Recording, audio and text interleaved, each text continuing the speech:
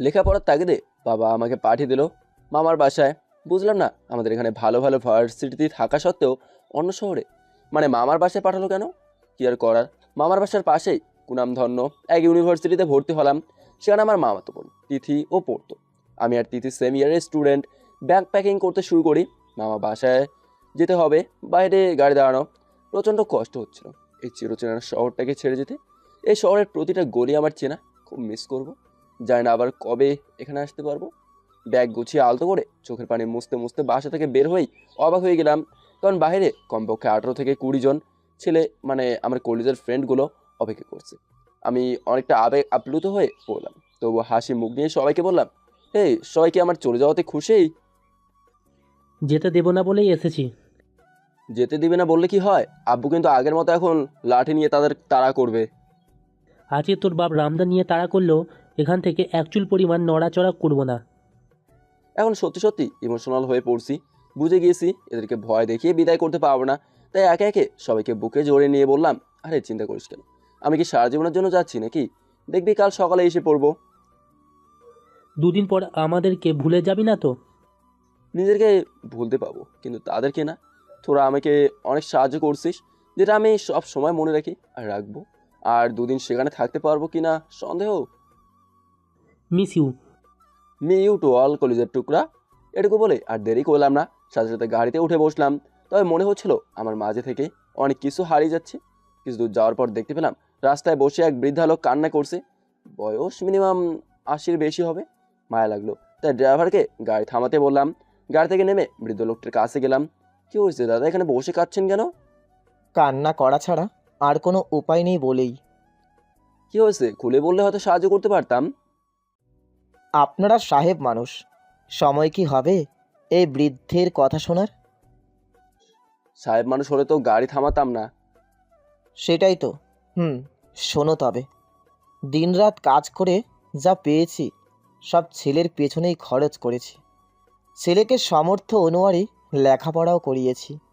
কিছুদিন হলো ছেলেটা চাকরি পেয়েছে। ছেলের চাকরির খবর শুনে আমি খুশিতে আত্মহারা হয়েছিলাম। ভেবেছিলাম আমার কষ্ট এই বুঝি শেষ হলো। শেষ হয়েছে ছেলের টাকায় আয়েশ করার মন প্রাণ ভরে সুখ করে। শেষ নিঃশ্বাস ত্যাগ করিব কিন্তু। এটুকু বলেই বৃদ্ধা লোকটা আবারও কান্নাতে ভেঙে পড়লো। তারপর কি হলো বলেন। তারপর ছেলেটার আচরণ বদলাতে থাকে। ভাবলাম মা ছাড়া ছেলে, তাই হয়তো গুছিয়ে থাকতে শিখেনি। কিছুদিন যেতে না যেতেই আমাকে না জানিয়ে কোন এক সাহেবের মেয়েকে বিয়ে করে নিয়ে আসে। আমিও সেই হতভাগা পিতা যে কিনা ছেলের বিয়ের কথাটাও 5 দিন পরে শুনি। তবে আফসোস করতাম না, কারণ আমার সময় ঘনিয়ে আসছে। আমাকে চলে যেতে হবে। একদিন আমার ছেলেও বাবা হবে।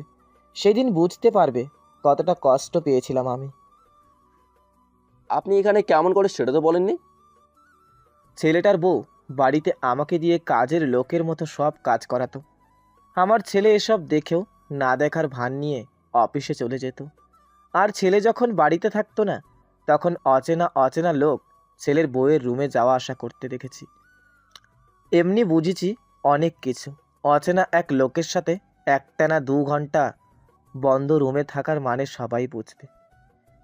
সে যাই হোক, ছেলেকে বললে বিশ্বাস করবে না, তাই সাহস করে বলিনি। হঠাৎ আমি অসুস্থ হয়ে পড়ি, যার ফলে কোনো কাজ করতে পারিনি। তাই ছেলের বউটা আমাকে পুরো একদিন রুমে আটকে রেখেছিল। আমাকে কিছু খেতে দেয়নি, এক গ্লাস পানিও দেয়নি। পিপাসা আর ক্ষুধার যন্ত্রণায় বাড়ি থেকে কোনোভাবে এখানে পালিয়ে এসেছি।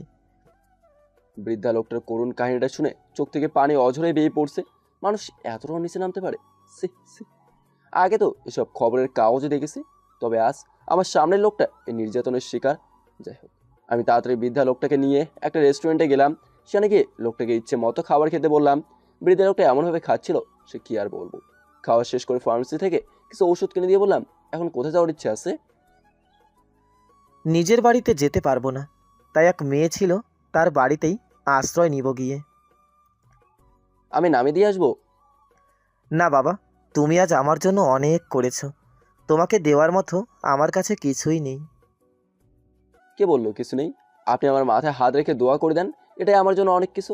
তখন বৃদ্ধা লোকটা আমার মাথায় হাত রেখে দোয়া করতে থাকে। এক পর্যায়ে কেঁদে ফেললো লোকটি। আমার অনেক দেরি হয়ে যাচ্ছিল, তাই বৃদ্ধ লোকটির হাতে কিছু টাকা গুঁজে দিয়ে বললাম, এখান থেকে গাড়িতে করে মেয়ের বাসায় যাবেন, আর আমি আসি। এই বলে তাড়াতাড়ি করে গাড়িতে উঠে বসলাম। জানালা দিয়ে পিছনে হালকা করে উঁকি মারতেই দেখি লোকটা আমার গাড়িটার দেখে এখনো এক দৃষ্টিতে তাকিয়ে রয়েছে। হঠাৎ আমার ফোনে মামার কল আসলো। হ্যালো। কই রে তুই, এতক্ষণ লাগে নাকি? সরি মামা, রাস্তা অনেক জ্যাম তো, তাই সমস্যা নেই, 2-3 ঘন্টার ভিতরেই পৌঁছে যাব। আরও 2-3 ঘন্টা? তিথি তোকে দেখবে বলে অপেক্ষা করছে। কি বলে ও? বলতেছে তোকে কতদিন হলো দেখেনি, তাই একটু তাড়াতাড়ি আসতে বলছে। হুম, ওকে, ফোন রাখো, আমি আসতেছি। ফোনে রেখে প্রাইভেট কারের গ্লাস খুলে সিগারেট জ্বালালাম। জানালার ধার ঘেঁষে বসে সিগারেট খাচ্ছি। আর কিছু দূর পেরোলেই মামার বাসা। আর সিগারেট জ্বালালাম না। অন্য কেউ না বুঝলেও মামা তো বোন তিথি অবশ্যই বুঝে ফেলবে যে আমি সিগারেট খেয়ে আসছি। যাই হোক, অবশেষে মামার বাসায় গিয়ে পৌঁছালাম। হালকা ফ্রেশ হয়ে নাস্তা শেষ করলাম।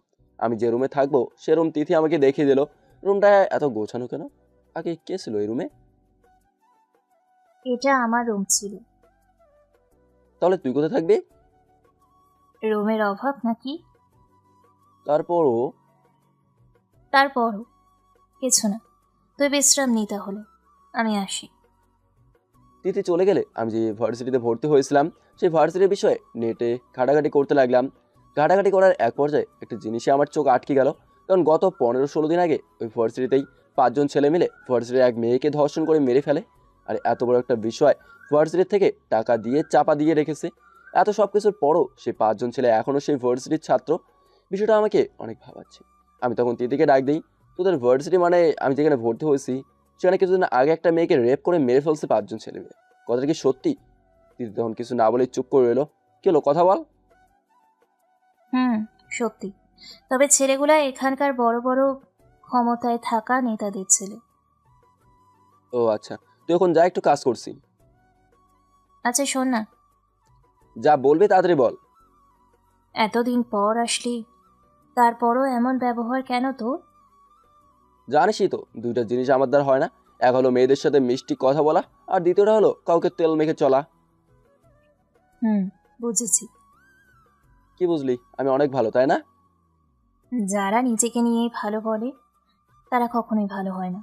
আর তোর চেহারাতেই ফুটে উঠেছে তুই খারাপ, বেঈমান, স্বার্থপর, নিষ্ঠুর, কুত্তা, বিলাই, ইঁদুর, তেলাপোকা। এত বড় অপমান! শোন, তবে তোর জামার ভিতরে আমি যে পর্যন্ত তেলাপোকার ইঁদুরের বাচ্চা না দেবো সেই পর্যন্ত আমি ঘুমাবো না।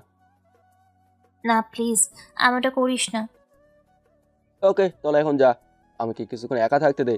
যদি চলে গেলে আমি আবারও নেটে ভার্সিটির মেয়েটার ধর্ষণ নিয়ে ঘাটাঘাটি করা শুরু করে দিলাম। এমনকি যে 5 জন মেয়েটাকে রেপ করেছিল তাদের বিষয়েও সব তথ্য নিয়ে 5 জনের নামের লিস্ট জমা করে রেখে দিলাম।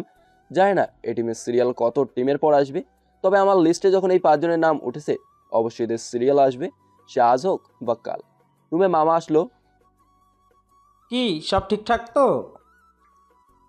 সব ঠিকঠাক। কাল তো তোর ভার্সিটির প্রথম দিন, তাই না? হুম। তিথিকে নিয়ে একসাথে যাবি। ভার্সিটির ছেলে পেলে বেশি একটা ভালো না, তাই তিথিকে একটু দেখে শুনে রাখিস। এসব নিয়ে তুমি চিন্তা করো না, আমি আসি তো। তুই আছিস বলেই এখন আমার একটু হালকা লাগছে। আচ্ছা তাহলে কাজ কর। এই বলে মামা চলে গেল। আমার পার্সোনাল ডায়েরিটা বালিশের নিচে রাখলাম, যে ডায়েরিটা আমার জীবনের থেকেও বেশি মূল্যবান। ঘুমানোর উদ্দেশ্য নিয়ে লাইট অফ করে চোখ বুজে বিছানাতে শুয়ে এলাম। তবে কিছুতেই ঘুম আসছিল না। এপাশ থেকে ওপাশ হচ্ছি, বিছানার চাদর দুমড়ে মুচড়ে যাচ্ছে, তবুও কিছুতেই ঘুম আসছিল না। ঠিক তখন মনে পড়লো 2 বছর আগের ঘটনা।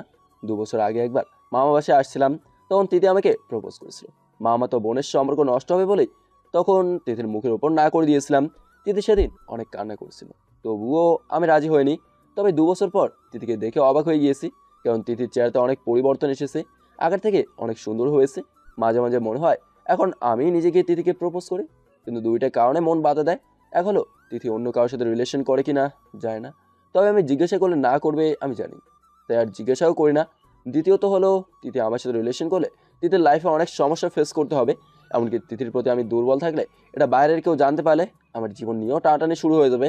তাই সব ঝামেলাপূর্ণ জিনিসে এমন সময় না দেওয়াই ভালো।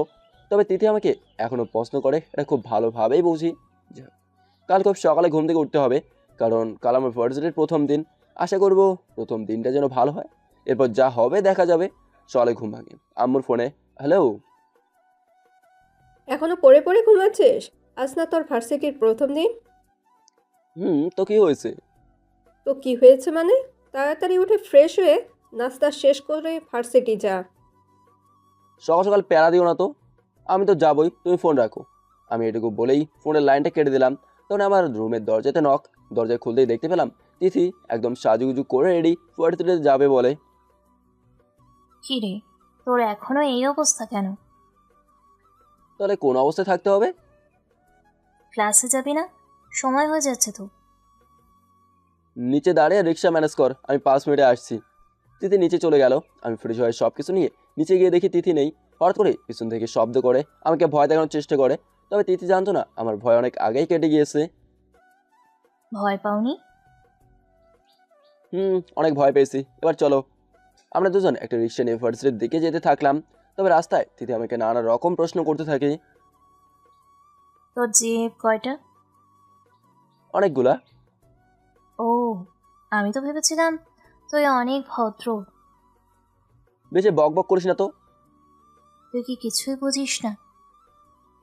বোঝার মতো কিছু আছে নাকি? এ মামা তাড়াতাড়ি চালান তো, তাহলে এই মেয়েটা আমাকে পাগল করে দেবে। অবশেষে ভার্সিটিতে পৌঁছালাম। সবাই যার যার মতো ব্যস্ত। তবে গেটের সামনে 5 থেকে 6 জন ছেলে মেলে মেয়েদেরকে টিস করছে। রিক্সা থেকে নেমে আমি আর তিথি গেটের ভেতরে ঢুকতেই ছেলেগুলো তিথিকে বলে উঠলো, Hey, sexy looking baby. এই বলে তিথির ওনা টান দিতেই আমি পিছন ফিরে ছেলেটার নাক বরাবর একটা ঘুষি মারতেই নাক ফেটে রক্ত চিত্রে চিত্রে পড়তে থাকে। তিথি আমাকে সেখান থেকে টানতে টানতে ক্লাসরুমে নিয়ে গেল। এটা তুই কি করলি? কি করেছি জানি না, তবে ভুল কিছু করিনি। জানি তোরা কারা। জানি না, আর জানার দরকারও মনে করি না। না, তোর যেতে হবে না। ওকে বল, ওই ছেলেরা কে? এরা সেই ছেলেরা যার কথা কালকে তুই আমাকে বললি। তাহলে এরা 5 জন মিলে ভার্সিটির একটা মেয়েকে ধর্ষণ করে মেরে ফেলেছে। হুম। খুব বড় একটা উপকার করলি রে। মানে কি? তুই এদের সাথে ঝামেলা করিস না প্লিজ, তোর পায়ে পড়ি। কারণ এদের সাথে তুই একা পেরে উঠবি না। কেন শুনি? কারণ এরা প্রভাবশালী নেতাদের ছেলে। কখন কি করে বসে বুঝতেও পারবি না। এই কথা শুনে তুই হাসছিস কেমন করে? বাদ দে তো, তোর এত কিছু ভাবতে হবে না। ঠিক তখনই ক্লাসরুমে একটা মেয়ে আসলো। এসে আমার সামনে দাঁড়িয়ে হাতে তালি দিতে থাকে। মেয়েটা তিথিকে বলল, মাথা ঠিক আছে? এখানে এসে পাগলের মতো হাতে তালি দিচ্ছিস কেন? আমি তিথিকে থামিয়ে দিয়ে মেয়েটাকে বললাম, অদ্ভুত ব্যবহার না করে কি হয়েছে বলে ফেলেন। মেয়েটা ইশারা করে আমার কাছে কলমের খাতা চাইলো। আমি বের করে দিলাম। মেয়েটা খাতায় লিখলো, আমি কথা বলতে পারি না, মানে বোবা। লেখাটা পড়ার পর আমি আর তিথি কিছুটা অবাক হলাম। মেয়েটাকে বললাম, আপনি যেটা বলতে এসেছেন সেটা খাতায় লিখে ফেলেন। তখন মেয়েটা লিখতে শুরু করলো। লেখা শেষ করে খাতাটা আমার দিকে দিল। মেয়েটার লেখাটা ছিল এরকম, আমি আপনাদের মতো স্বাভাবিক মানুষ না। জন্ম থেকে আমি কথাই বলতে পারি না, তবুও চেয়েছি সবার সাথে মিলেমিশে লেখাপড়া করব।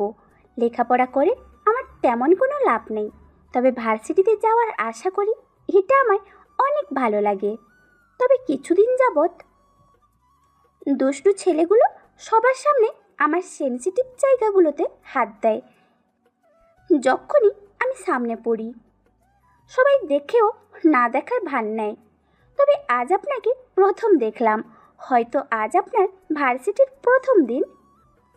তবুও আপনার ফ্রেন্ডের ওড়নার টান দিতেই আপনি ওই ছেলেটাকে মেরেছেন। বিষয়টা আমার মনে দাগ কাটছে। আমার মনে হচ্ছে আমার মতো অত্যাচারী মেয়েদের সাহায্য করতে উপরওয়ালা আপনাকে এখানে পাঠিয়েছেন।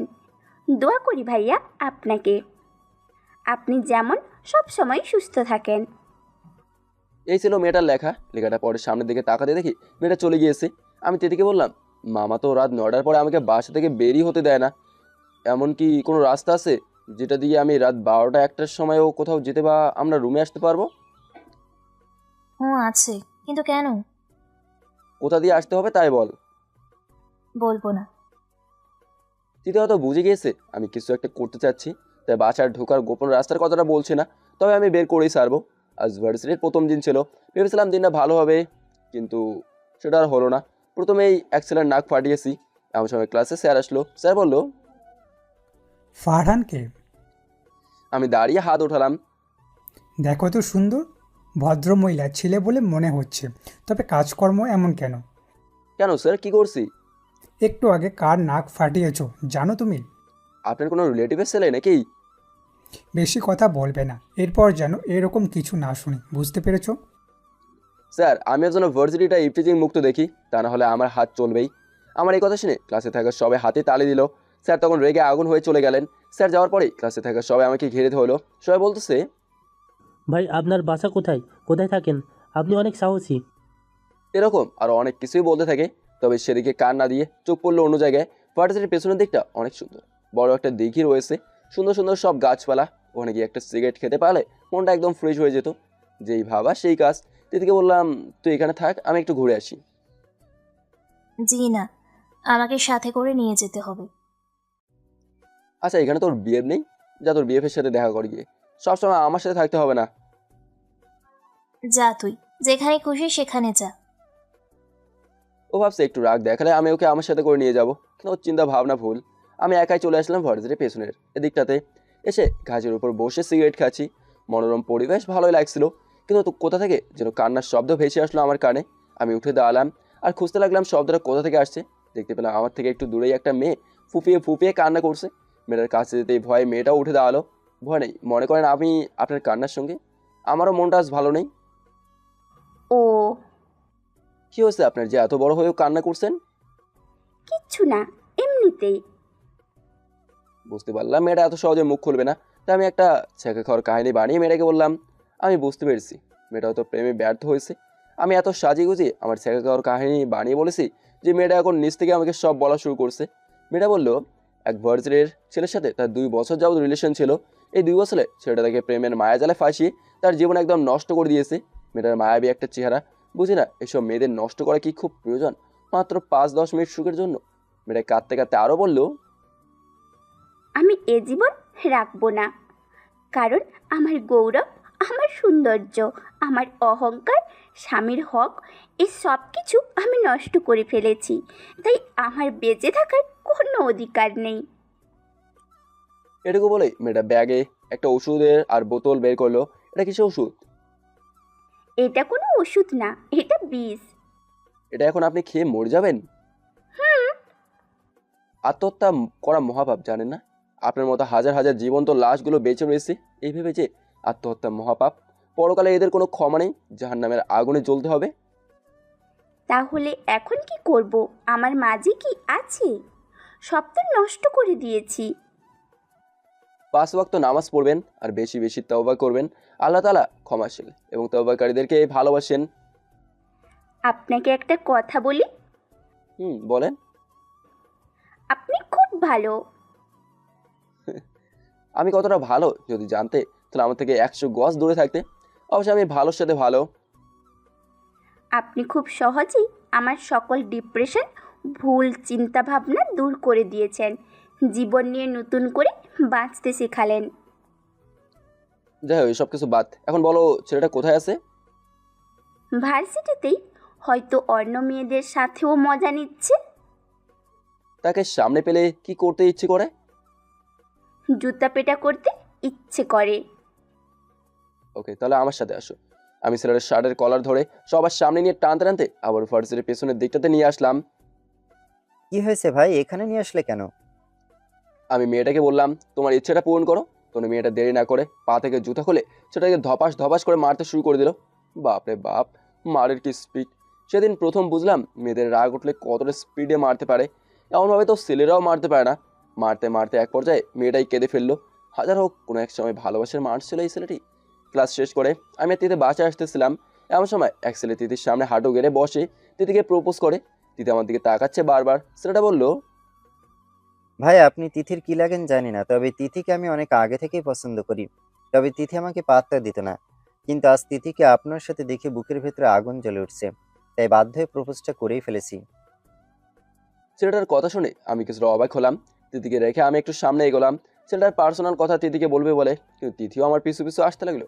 আরে ছেলেটার সাথে কথা বল গিয়ে। কেন কথা বলবো? ছেলেটা তো ভালোই আছে, রিলেশন করে ফেল। কোনোভাবেই না। চিন্তা করিস না, বাসায় কিছু বলবো না। অমনি তিথি দৌড়ের উপর হাঁটা দিয়ে সামনের দিকে চলে যেতে থাকলো। পিছন থেকে ছেলেটা আমার শার্টের কলার ধরে টান দিতেই 2-3 জন ছেলে মিলে আমাকে এলো পাতারিভাবে ঘুষি মারতে থাকে। এরপর একজন একদিক দিয়ে দৌড়ে চলে। তবে আমাকে মারার সময় ছেলেটা বলেছিল, কাজটা ঠিক করছি নাই। তিথির পিছনে অনেকদিন ঘুরেও পটাতে পারিনি, আর তুই একদিনেই হাতিয়ে নিলি। আর তুই কি বললি যে তিথি চলে গেল? ছেলেটার এই কথার মানে হলো সেটা ভেবেছে তিথি হয়তো আমার জিএফ। যাই হোক, ভুল বুঝে মেরেছে। যাই, আর কিছু না করে সেখান থেকে চলে আসতে লাগলাম। খুঁড়িয়ে খুঁড়িয়ে হাঁটতেছি, কারণ পাতেও প্রচণ্ড আঘাত পেয়েছি। নাক মুখের কথা বাদই দিলাম, একদম দেখার অবস্থা না। এখন কীভাবে হসপিটালে যাব বুঝতে পারছি না। আমার এই অবস্থা দেখে ভার্সিটির সব ছাত্র এক জায়গায় হয়ে গিয়েছে, আমাকে দেখছে, তবে কেউ সাহায্যে হাত বাড়ালো না। তাই একাই আসতে আসতে একটু সামনে যেতেই ধপাস করে আমাকে ধরে বাইকের মাঝখানে বসিয়ে তাড়াতাড়ি হসপিটালের দিকে রওনা দিল। আমার সেন্সিটিভ এক জায়গাতেই ঘুষি লাগছিল, তখন সেটার প্রভাব পড়েনি, মানে তখন ব্যথা পায়নি। তবে এখন প্রচণ্ড কষ্টে আমার এখন জ্ঞান হারানোর মতো অবস্থা। দেখতে পেলাম পিছনে আরও কিছু ছেলে বাইক নিয়ে আসতেছে। আমার সাথে জনকে দেখে আমি অবাক হয়ে গেলাম, কারণ ছেলেটা ছিল সেই নেতার ছেলে যাকে আমি সকালে মেরেছি। তৃতীয় অন্য টান দেওয়ার কারণে ছেলেটাকে মেরেছিলাম, সেই কিনা আমাকে সাহায্য করছে। ভাবতে অবাক লাগছে। আমাকে হসপিটালে নিয়ে গিয়ে সব রকমের ট্রিটমেন্ট করালো এবং সকল খরচ তো বহন করলো। আমি কিছুই বলতে পারছি না, শুধু অবাক হয়ে তাকিয়ে রয়েছি। এরপর আমাকে একটা গাড়িতে উঠিয়ে বাসায় পাঠিয়ে দিল। তবে ছেলেটা আমার সাথে এতক্ষণ থাকার পরেও ছেলেটা একটা কথাও বলেনি। কিন্তু আর ছেলেটা না থাকলে হয়তো আমাকে আর স্বাভাবিক ছেলের মতো কেউ দেখতো না, কারণ ডাক্তার বলেছে সময় মতো হসপিটালে নিয়ে আসার কারণে আমার শরীরের খুব মূল্যবান একটা পার্স ড্যামেজ হওয়া থেকে বেঁচে গিয়েছে। বাসার সামনে আসতেই মামের উপর থেকে আমার অবস্থা দেখে দৌড়ে নিচে চলে আসলো, আমাকে ধরে বাসায় নিয়ে গেল। দিদি দৌড়ে আমার কাছে এসে বলল, তোর এই অবস্থা কেন? বাদ দে তো, এমনি বাইক থেকে পড়ে গিয়েছিলাম। এটা কখনো বাইক থেকে পড়ে যাওয়ার দাগ না। ডাক্তার হয়ে গেছিস বুঝি, যা সর এখান থেকে। না, যাব না। আগে বল, কে তোর এই অবস্থা করেছে? বললে কি তার সাথে ফাইট করবি নাকি? দরকারে তাই করব। তিথিকে যে প্রপোজ করেছে সেই ছেলে আমাকে মেরেছে। সে কথা শুনে তিথিকে না জানাই ভালো, জানতে পারলে হয়তো আমার এই অবস্থাটার কারণে তিথি নিজেই নিজেকে দায়ী করবে। কি হলো বল? তুই যাবি এখান থেকে? ও, বুঝতে পেরেছি। সকালে আমার অন্যায় টান দিয়েছিল কোন নেতার ছেলে যেন, সেই ছেলেটা তোর এই অবস্থা করে, তাই না? আসলে তোরা মেয়েরা না একটু বেশিই বুঝিস। এ বলে আমি আমার রুমে চলে আসলাম, এসে সিগারেট জ্বালিয়ে ফেললাম। আর ভাবতে থাকলাম, ছেলেটা যেহেতু আজকে আমার উপকার করছে, তারপরে ছেলেটার মধ্যে উপকার করার গুণ রয়েছে, ছেলেটাকে ফলো করা যেতে পারে। এটা তো ভালো বিষয়। তবে এখন আমার আগের প্ল্যানটা চেঞ্জ করে আবার নতুন করে প্ল্যান্স করতে হবে। তবে এখন আবার নতুন করে চিন্তা ভাবনা করতে হবে। ভাবতেই খারাপ লাগছে। দরজা খোলা থাকার কারণে তিথি ধপাস করে অনেক স্পিডে দরজা খুলে ভেতরে আসলো। আমার সামনে এসে তিথি কেঁদে ফেললো। প্লিজ বল না, কে মেরেছে তোকে? এ তুই কান্না করছিস কেন? পাগল হয়ে গেলি নাকি? হ্যাঁ, পাগল হয়ে গিয়েছি। তুই নাম বল। আচ্ছা কাছে আয়। তিথি কাছে আসলো। তিথির চোখের পানি মুছে দিয়ে বললাম, আরে পাগলি, আমার কিছুই হয়নি, পরে সময় করে সব বলবো। তিথি আমার অবস্থা দেখে পাগলের মতো করছে। যাই হোক, কোনোভাবেই তিথিকে সান্ত্বনা দিয়ে বাইরে পাঠিয়ে দিলাম। এমন সময় আম্মুর ফোন আসলো। আমি অনেকক্ষণ যাবৎ ভয় ভয়ে ছিলাম কখন যে আম্মুর ফোন আসে। সো কি আর করার, ফোন তো রিসিভ করতেই হবে। হ্যালো আম্মা। কি হয়েছে তোর? কই কিছু না তো। কেন, কে কি বলছে? তোকে মেরে নাকি নাক মুখ ফাটিয়ে দিয়েছে? বেশি না, একটু। তুই কি করলি? তোর হাত পা আল্লাহ দেয় নাই? ভাবলাম কি আর হলো কি, আম্মুর কথা শুনে আমি রীতিমতো অবাক হয়ে যাচ্ছি। আম্মু আরও অনেক কিছু বললো, সব কথার এক মানেই কারো কাছে মার খেয়ে ফিরে আসা যাবে না, তাকেও কিছু করতে হবে। যাই হোক, আম্মুকে বললাম, আচ্ছা নেক্সট টাইম ওই ছেলেটার সাথে দেখা হলে মেরে একদম ফাটিয়ে ফেলবো। আর তুমি এখন ফোন রাখো। আর আব্বুকে বইলো ঠিকমতো ওষুধ খেতে। এ বলে ফোনটা রেখে দিলাম। পরদিন সকালে ঘুম থেকে উঠতেই পারছি না, শরীরটা খুব ব্যথা করছে। তাই ভাবলাম আজও ভার্সিটি যাওয়া হবে না। এমন সময় তিথি আমার রুমে আসলো। কিরে, এখন আর রেডি হচ্ছিস না কেন? আজ আর যাবো না রে। কেন, কোনো সমস্যা হয়েছে?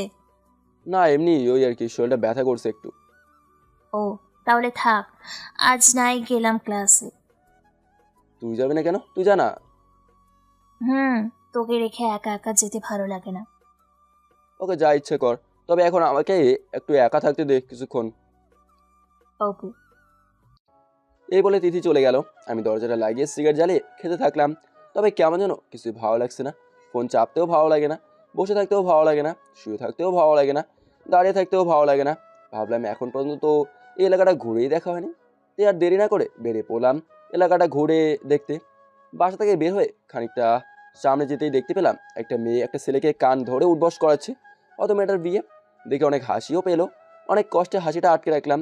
দেখলাম ছেলেটা মেয়েটাকে অনেক করে সরি বলতেছে, কিন্তু মেয়েটা তার কথা কানেই নিচ্ছে না। বাপরে বাপ, কি ভয়াবহ এক অবস্থা। রিলেশন করি না, এই জন্যই। আমি আর একটু সামনে এগিয়ে যেতেই দেখতে পেলাম কাগজে মোড়ানো সুন্দর সুন্দর ছোট ছোট ঘর বাড়ি, যেটাকে আমরা গ্রামের বাসায় বস্তি বলে থাকি। এই বস্তিতে একসাথে অনেক মানুষের বসবাস, তবে জায়গাটা কিন্তু বেশি একটা বড় সড়ো না। তারপরও তারা সবাই মিলে মিশে থাকে, মনোরম এক পরিবেশ। বস্তির ভেতরে প্রবেশ করলাম। ভেতরটা কেমন এটা দেখতে, কিন্তু ভেতরে যেই অবাক হয়ে গেলাম, কারণ এরা প্রচণ্ড গরিব, দিন আনে দিন খায়, মাঝে মাঝে না খেয়েও দিন পান করে দেয়। তবে এদের কিছু কিছু মেয়েগুলো একদম রাজকন্যা। আগে ভাবতাম রাজকন্যা শুধু প্রভাবশালী বা ধনীদের ঘরে জন্ম নেয়, কিন্তু এখন আমার পুরো চিন্তা ভাবনাই ভুল। রাজকন্যা শুধু ধনীদের ঘরে জন্ম নেয় না, বস্তিতেও শত শত রাজকন্যা জন্ম নেয়, এবং এরাই প্রকৃত রাজকন্যা। তবে সমস্যার বিষয় হলো অন্যটা। এই এলাকারই কিছু ছেলে এই বস্তিটাতে এসে রাজ করে, মানে বস্তিতে এসে এখানকার মেয়েদের বিরক্ত করে, এবং মাঝে মাঝে এইসব মেয়েদের শরীরে হাত লাগায়। এরা অসহায় বলে ছেলেগুলোকে কিচ্ছু বলতে পারে না। ছেলেগুলো প্রতিদিন দল বেঁধে এসে ইচ্ছে মতো মজা লোটে, আবার চলে যায়। এদেরকে কেউ কিছু বলার সাহস পায় না, কারণ এরা হলো এলাকার বকাটা ছেলে পেলে। কিন্তু এরা হয়তো এটা জানে না যে বাপের উপর বাপ থাকে। আর একটু সামনে যেতে দেখতে পেলাম বড় একটা নদী বয়ে গিয়েছে বস্তিটার পাশ দিয়ে। বস্তির মেয়েরা সেখান থেকে পানি সংরক্ষণ করছে। সেখানে এলাকার কিছু বকাটা ছেলে মেয়েগুলোকে প্রচণ্ডভাবে বিরক্ত করছে। আমি সামনে গিয়ে একটা মেয়ের কলস ভর্তি পানি নিয়ে যাচ্ছিল। হঠাৎ করে একটা ছেলে এসে মেয়েটার কোমরে হাত দিয়ে বসে। নিজেকে আর ঠিক রাখতে পারলাম না। ভেবেছিলাম মাথা ঠান্ডা করে প্ল্যান করে এদের শিক্ষা দেবো, তো প্ল্যান পরে হবে। এখন শুধু শব্দ ছাড়া মায়ের হবে। মেয়েটার কোমরে হাত দেওয়ার সাথে সাথে আমি ছেলেটার বুকে লাথি মেরে নদীতে ফেলে দিলেই আরও দুটো ছেলে আমাকে মারতে এগিয়ে আসে।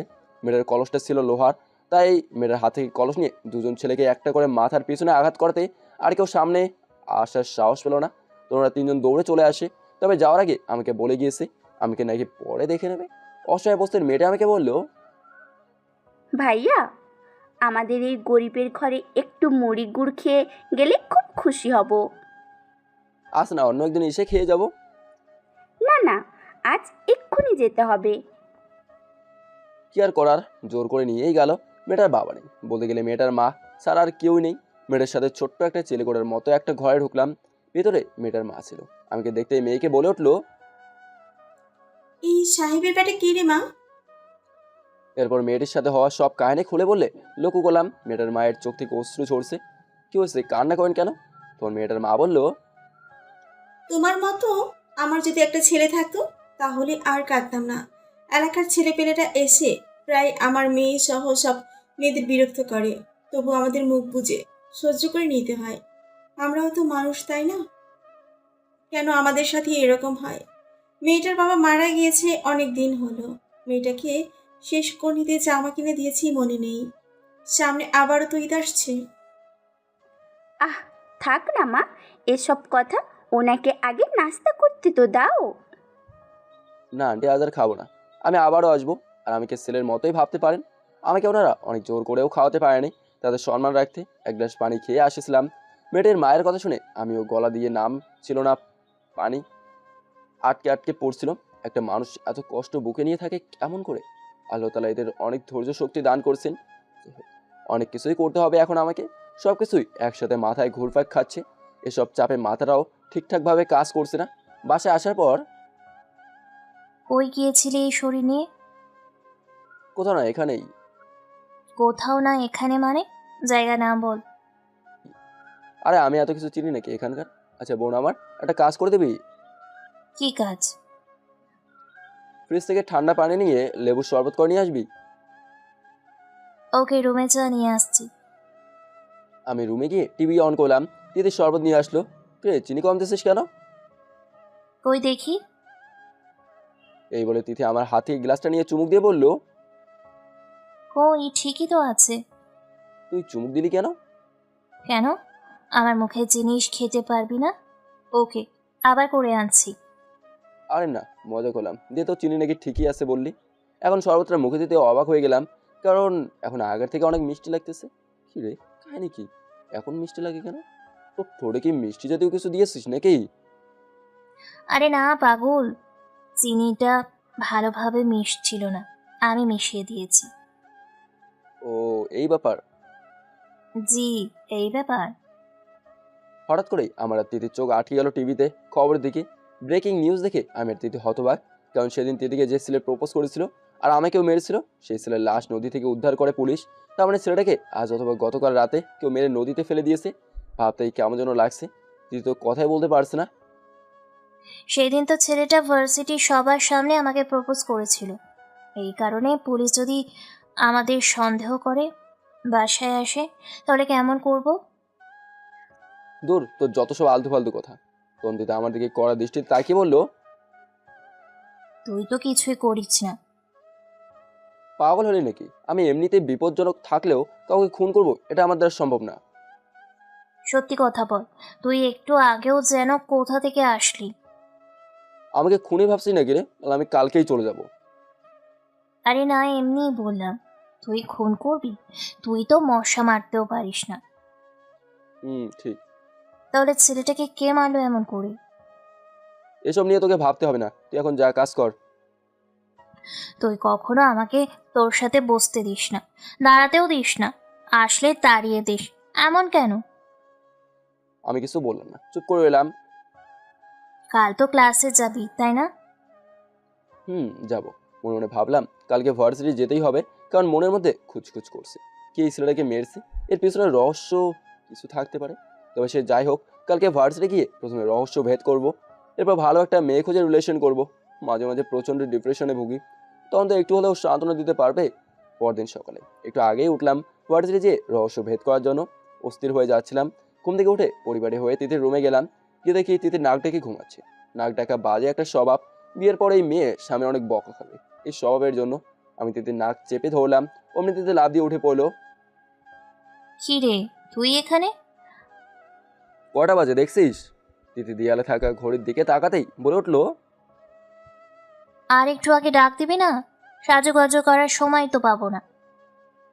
আচ্ছা তোকে কি কেউ দেখতে আসছে যে এত সাজুগুজু করতে হবে? না, তবে একটা ইয়ে আছে না। কি ইয়ে আছে না? কিছু না, তুই বুঝবি না। আচ্ছা, এখন ড্রেস চেঞ্জ করব, তোর রুমে যা, আমার হলে ডাক দিব। ড্রেস চেঞ্জ করবি তো কর, আমাকে যেতে বলছিস কেন? শয়তান কোথাকার! এই বলে তিথি আমাকে বালিশগুলো ছুঁড়ে মারতে থাকে। অবস্থা বেগতিক দেখে তিথির রুম থেকে চলে আসলাম। একটু পর তিথি রেডি হয়ে আমাকে ডাক দিল। আমি আর তিথি একসাথে ভার্সিটি গেলাম। গিয়ে ক্লাস করতেছিলাম, এমন সময় আমাকে বাইরে থেকে একজন ছেলে ডাক দিল। আমি ক্লাস থেকে বের হয়ে বললাম, কি ভাই কিছু বলবেন? ওই ভাইয়া আপনাকে ডাকতেছে।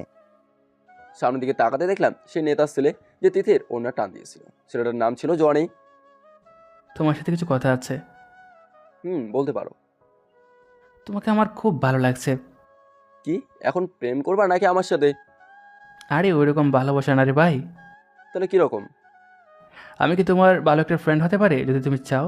জানোই তো আমি কার ছেলে, অনেক উপকার পাবে। প্রথমত আমি অহংকার পছন্দ করি না, দ্বিতীয়ত তোমাকে আমার ভালো লাগে না। কি চেঞ্জ করলে আমাকে ভালো লাগবে, আমি তাই করব। চেঞ্জ হতে চাই। হঠাৎ এত চেঞ্জ হওয়ার কারণ? আজ পর্যন্ত কোনো মেয়ের সাথে রিলেশন করতে পারিনি। জানেন কেন? আমি খারাপ বলে। এত টাকা পয়সা কমাতে থাকা সত্ত্বেও আমি আজ ডিপ্রেশনে ভুগছি।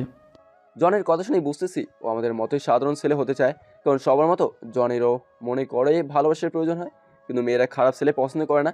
তাই জনি ভালোবাসার মানুষের অভাবে ভুগছে। কিন্তু এখানে একটা কথা আছে, খেয়াল করবেন, গাঁজাখোর বা যে কোনো নেশাখোর খারাপ ছেলেটারও কিন্তু সুন্দর সুন্দর মেয়েদের সাথে রিলেশন করে।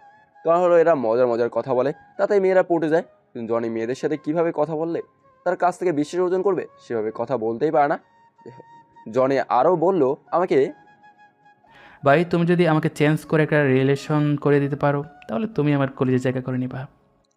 আমি মনে মনে ভাবলাম আমার যে ভালো খারাপ স্বপ্নগুলো পূরণ করতে হবে, তাতে যে কোনো এক ক্ষমতার হাত লাগবে আমার উপরে উঠতে গেলে। যে জনেকে ভালো করার দায়িত্ব নিয়ে দুজনেই ভালো হবে। কথাবার্তা শেষ করে ক্লাসে গিয়ে দেখি ক্লাস শেষ। তিথি বসে আছে মন খারাপ করে। তোর এখন আসার সময় হলো? সরি, দরকারি একটা কাজ করলাম। তোর জন্য কখন থেকে একা একা বসে আছি। কোন মেয়ের পিছনে গিয়েছিলি? আরে পাগল নাকি, কোন মেয়ের পিছনে যাব? বলেও কোনো মেয়ের দিকে নজর দিবি না। বাহ বাহ, ভয় পাইছি। এবার চল তো বাসায় যাব। আমি তিথিকে নিয়ে বাসায় আসলাম। গোসল করে খাবার খেয়ে ভাবলাম একটু ঘুমাবো, অমনি জনের ফোন আসলো। হ্যালো, কই তুমি? বাসায়। বাসায় কি কোনো কাজ কাম আছে? না, তেমন কোনো কাজ তো নেই। তাহলে তোমাদের বাসার নিচে আমি বাইক নিয়ে অপেক্ষা করছি, নিচে নামও, ঘুরতে যাব। আমি নিচে যেয়ে দেখতে পেলাম গেটের সামনে জনে বাইক নিয়ে দাঁড়িয়ে রয়েছে। কি ব্যাপার হঠাৎ এখানে? চলো তোমাকে নিয়ে আজ সারা শহর করব। আমিও চললাম ঘুরতে। যেতে যেতে ও আমাকে বললো, সেদিন তোমাকে এক ছেলে মেরেছিল না? সেই ছেলে তো মারা গিয়েছে, গতকাল দেখলাম। মারা গিয়েছে সবাই জানে, কিন্তু কে মেরেছে এটা কি কেউ জানে? না, তবে তুমি জানো নাকি? ওই ছেলেটাকে আমি মেরেছি। জনের কথা শুনে মাথাটা ঘুরে গেল। মনে মনে একটা জিনিসই ঘুরপাক খাচ্ছে যে জনের সাথে ছেলেটার হয়তো কোনো শত্রুতা ছিল, তাই হয়তো মেরেছে। জনি তো আমার সাথে শত্রু থেকেই তো বন্ধু হয়েছে। তবে এখন বুঝতে পেরেছি জনি এতক্ষণ ভালো হওয়ার মিথ্যা নাটক করে আমাকে এখানে নিয়ে এসেছে, হয়তো আমাকেও মেরে ফেলার জন্য এখানে নিয়ে এসেছে। তখনই আমি বাইক জনের পেছনে বসে আছি। হঠাৎ করে খেয়াল করলাম আমাদের বাইকের পেছনে 25 থেকে 26টা বাইক ভর্তি অনেক ছেলেপেলে আসতেছে। তখন বুঝে গেলাম আজ হয়তো আমার সাথে অনেক খারাপ কিছু ঘটবে। এখন আমারও কিছু করার নেই, যা হবার হবে। এমন সময় জনি বলে উঠলো, ফারহান, আজ তোমাকে এমন জিনিস দেবো যেটাতে তুমি অনেক খুশি হয়ে যাবে। ভাবতেও পারবে না কত বড় অফার তুমি আজ পাবে। জনি আমাকে বাইকের পেছনে বসিয়ে কোথায় যেন নিয়ে যাচ্ছে। আমাদের বাইকের পেছনে আর অনেকগুলো বাইক একসাথে আসছে। জনি সেদিন ও এক ছেলেকে খুন করছে, জানি না আজ আমাকে কোথায় নিয়ে যাচ্ছে। যেতে যেতে কোনো এক ক্লাবে নিয়ে গেল, সেখানে অনেক ছেলে পেলে ছিল। ফারহান, এদিকে আয়। আমি জনের কাছে যেতেই জনি সবাইকে উদ্দেশ্য করে বলল, আমার সাথে যাকে তোমরা দেখতেছো তার নাম হলো ফারহান, আমার কলিজার ভাই বা বন্ধু। আজ থেকে আমি চাই তোমরা সবাই আমাকে যেমন সম্মান দাও, আমার সব কথা শোনো, ঠিক তেমনি ফারহানের সব কথা শুনতে হবে। মনে করবা দুজন এক মানুষ। সবাই কি আমার কথাটা বুঝতে পারছো? হুম। তবে সেখানে থাকা দু একজন ছেলে বলে উঠলো, যাকে চিনি না জানি না তাকে হঠাৎ এত সম্মান কেন দেব? ঠিক তখনই বাকি সব ছেলেগুলো সেই দুজন ছেলেকে ইচ্ছে মতো মেরে বলল, জনি ভাইয়ের উপরে কথা বলার সাহস এই শহরে কারো নেই। সে যখন বলেছে ফারহান ভাইকেও তার মতো করে সম্মান দিতে বা তার কথা মানতে, তাহলে অবশ্যই মানতে হবে। জনি তখন সবাইকে ক্লাবে রেখেই আমাকে বাইরে নিয়ে আসলো। কি কেমন লাগলো?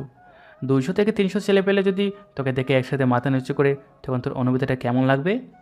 কি কেমন লাগবে? আমি বুঝলাম না, তুই আমার জন্য এত কিছু করছিস কেন? পরিচয়টা মাত্র একদিনের। ও তুই বুঝবি না, এই লাইনে চলতে চলতে মানুষ চেনার সবটা খুব ভালোভাবেই হয়ে গিয়েছে। তাহলে বলতো আমি কেমন? তো বিশ্বস্ত, চঞ্চল, বিপজ্জনক, তবে সবার জন্য বিপজ্জনক না। আর অনেক কিছু বুঝতে পেরেছি, ছোটোখাটো, তবে আজ তাক সেগুলো। ওকে, তাহলে আমরা এখন কোথায় যাচ্ছি? আমার না এক মেয়েকে খুব ভালো লাগে, অনেক চেষ্টা করেছি মেয়েটির সাথে সম্পর্ক করার, তবে আমি খারাপ বলে এখনও কিছু হয়নি। খারাপ বলে হয়নি এটা ভুল কথা। মেয়েরা খারাপ ছেলেদের প্রেমেই বেশি পড়ে, দুদিন পর সব হারিয়ে স্যাকা খেয়ে বসে। তারপর কি করে? এরপর সেই ভালো মেয়েটাও খারাপ হয়ে যায় এবং আরও 10-12 জন ছেলেকেও খারাপ বানাতে দ্বিধাবোধ করে না তারা। কি সাংঘাতিক! আচ্ছা, তুই মেয়েদের বিষয়ে এত কিছু কেমন করে জানিস? এগুলো জানার বিষয় না, এগুলো হলো বোঝার বিষয়। যাই হোক, তুই যে মেয়েকে পছন্দ করিস তার পেছনে কদিন ধরে ঘুরছিস? গত 2 বছর হলো রে ভাই। বলিস কি, এতদিন? আচ্ছা আমাকে নিয়ে চল তো মেয়েটার কাছে। জনে আমাকে নিয়ে গেল মেয়েটার বাসার সামনে। দুজন মিলে রোদের মধ্যে অনেকক্ষণ বসে হইলাম, কখন মেয়েটা বাসা থেকে বের হবে। এদিকে আমি ঘেমে একদম শেষ, তো সামনের গাছটা নিচে বসে পড়লাম। কিছুক্ষণ পর মেয়েটা বাসা থেকে বের হলো, দেখতে ভালোই, জনের রুচি আছে বলতে হবে। নাম হলো মিম। জনে মেয়েটাকে দেখে উত্তেজনায় ছটফট করছে, কি দেখে কি করবে বুঝতে পারছে না। আমাকে বলল, ফারহান ভাই আমার, তুই কিছু একটা কর। আরে চিন্তা করিস না, এদিকে আসছে মেয়েটা। মেয়েটা আমাদের পাশ কাটিয়ে চলে যাচ্ছিল। পেছন থেকে বললাম, এই যে ম্যাম, দুটো কথা শোনার সময় হবে। মেয়েটার কথা শুনেও না শোনার ভাব নিয়ে সামনে দিয়ে চলে যেতে থাকলো। আমি দৌড়ে মেয়েটার সামনে গিয়ে দাঁড়ালাম। মেয়েটা চমকে গেল। কি হয়েছে, কিছু বলবেন? কিছু বলার জন্য এই কড়া রৌদ্রের মধ্যে আমাকে দাঁড় করে রেখেছে জনি। কেন? আপনাকে জনি অনেক লাভ করে, আপনাকে একটাবার দেখার জন্য পাগলের মতো ছটফট করছে। আপনার জন্য ও সব খারাপ কাজ ছেড়ে দিয়ে ভালো হওয়ার চেষ্টা করছে। ও না, আপনি যদি এমন করেন তাহলে ও কিন্তু আরও খারাপ হয়ে যাবে এবং আপনার মতো অনেক নিরীহ মেয়েকে নষ্ট করবে যদি সে আপনার ভালোবাসা না পায়। আপনার কথায় যুক্তি আছে, তবে আপনার ফ্রেন্ড জনিও আমাকে এরকমভাবে কখনো বলেনি। তাহলে কীরকম ভালো বলেছে শুনি? একটা সিগারেট খেতে খেতে আমার মুখের ওপর ধোঁয়া দিয়ে ভিলেন স্টাইলে বলে, ভাল লাগছে, অনেক ভাল লাগছে। আচ্ছা ভাইয়া, আপনিই বলেন, এইভাবে কোনো মেয়েকে প্রপোজ করলে সেই মেয়ে ইমপ্রেস হবে নাকি ভয় পাবে? অবশ্যই ভয় পাবে। আচ্ছা, জনের পক্ষতে আমি ক্ষমা চাচ্ছি, দ্বিতীয়বার এমন আর করবে না করেছি। জনিকে ভালো করার দায়িত্ব আমি নিয়েছি, তবে তোমারও সাহায্য লাগবে। তুমি কি আমার সাহায্য করবে? করব। আলহামদুলিল্লাহ। আচ্ছা এখন জনিকে ডেকে আনি প্লিজ, ভালোভাবে কথা বলবেন। আর আজ থেকে আপনাকে কিন্তু আমি ভাবি বলবো। ওকে। আমি জনের কাছে গেলাম। জনে আমাদের থেকে একটু দূরেই ছিল। কাজ তো হয়ে গিয়েছে ব্রাদার্স। জনে খুশিতে জনে এক লাফে আমার কোলে উঠে পড়ে। ভাই আমি জানতাম তুই পারবি, কিন্তু এটা জানতাম না গত 2 বছর চেষ্টা করে যেটা পারিনি সেটা তুই 2 মিনিটে করে দেখাবি। সত্যি আজ অনেক করলি আমার জন্য। আরে বাইরে ভাই, কোল থেকে নাম, মিম দেখতেছে। তো এরপর দুজনকে কথা বলে দিলাম। একদিনে তো আর সব কথা বলে শেষ করা যায় না। মিম বলল, আমার নানু বাসায় যেতে হবে এখন। কোথায় তোমার নানুর বাসা? এই তো সামনেই। আমি নামিয়ে দিয়ে আসি। না না থাক, 1 মিনিটের রাস্তার সামনের বাসাটা পাশের বাসাটাই। সো আজকের মতো বাই। Okay bye. ভালো থেকো, টাটা। মিম চলে গেল। জনে আমাকে পাগল করে দিচ্ছে। এখন তো জনে নিজেই খুশিতে পাগল হয়ে গিয়েছে। কী খাবি বল, আজ সব করেছে আমার। ভাই তুই আমার 1 লিটার তেল খরচ করে বাসে নামিয়ে দিয়ে প্লিজ। অনেকক্ষণ হলো এসেছি বাসা থেকে, বকাঝকা করবে। ওকে তাহলে তোর এই অফারটা অন্য একদিন দিব, আজ বাসায় দিয়ে আসি তোকে। বাসার সামনে এসে জনেকে বাসায় নেওয়ার অনেক চেষ্টা করলাম, তবে বললো আগে জনের বাসায় আমাকে যেতে হবে, তারপর নাকি ও আমাদের বাসায় আসবে। কি আর করার। বাসায় এসে দরজাতে নক করার সাথে সাথেই তিথি দরজাটা খুলে দিল। তিথির চোখ মুখে দেখে মনে হলো অনেক রেগে আছে।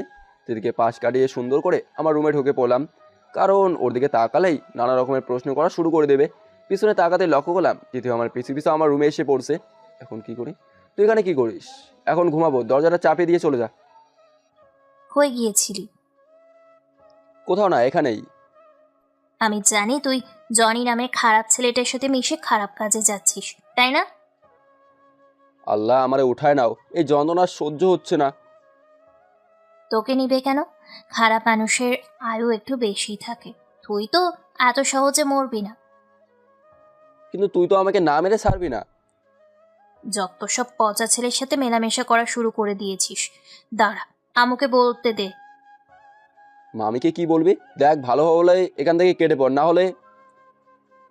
হলে কি করবি? না হলে এখন আমি কান্না করব। ওকে ওকে যাচ্ছি।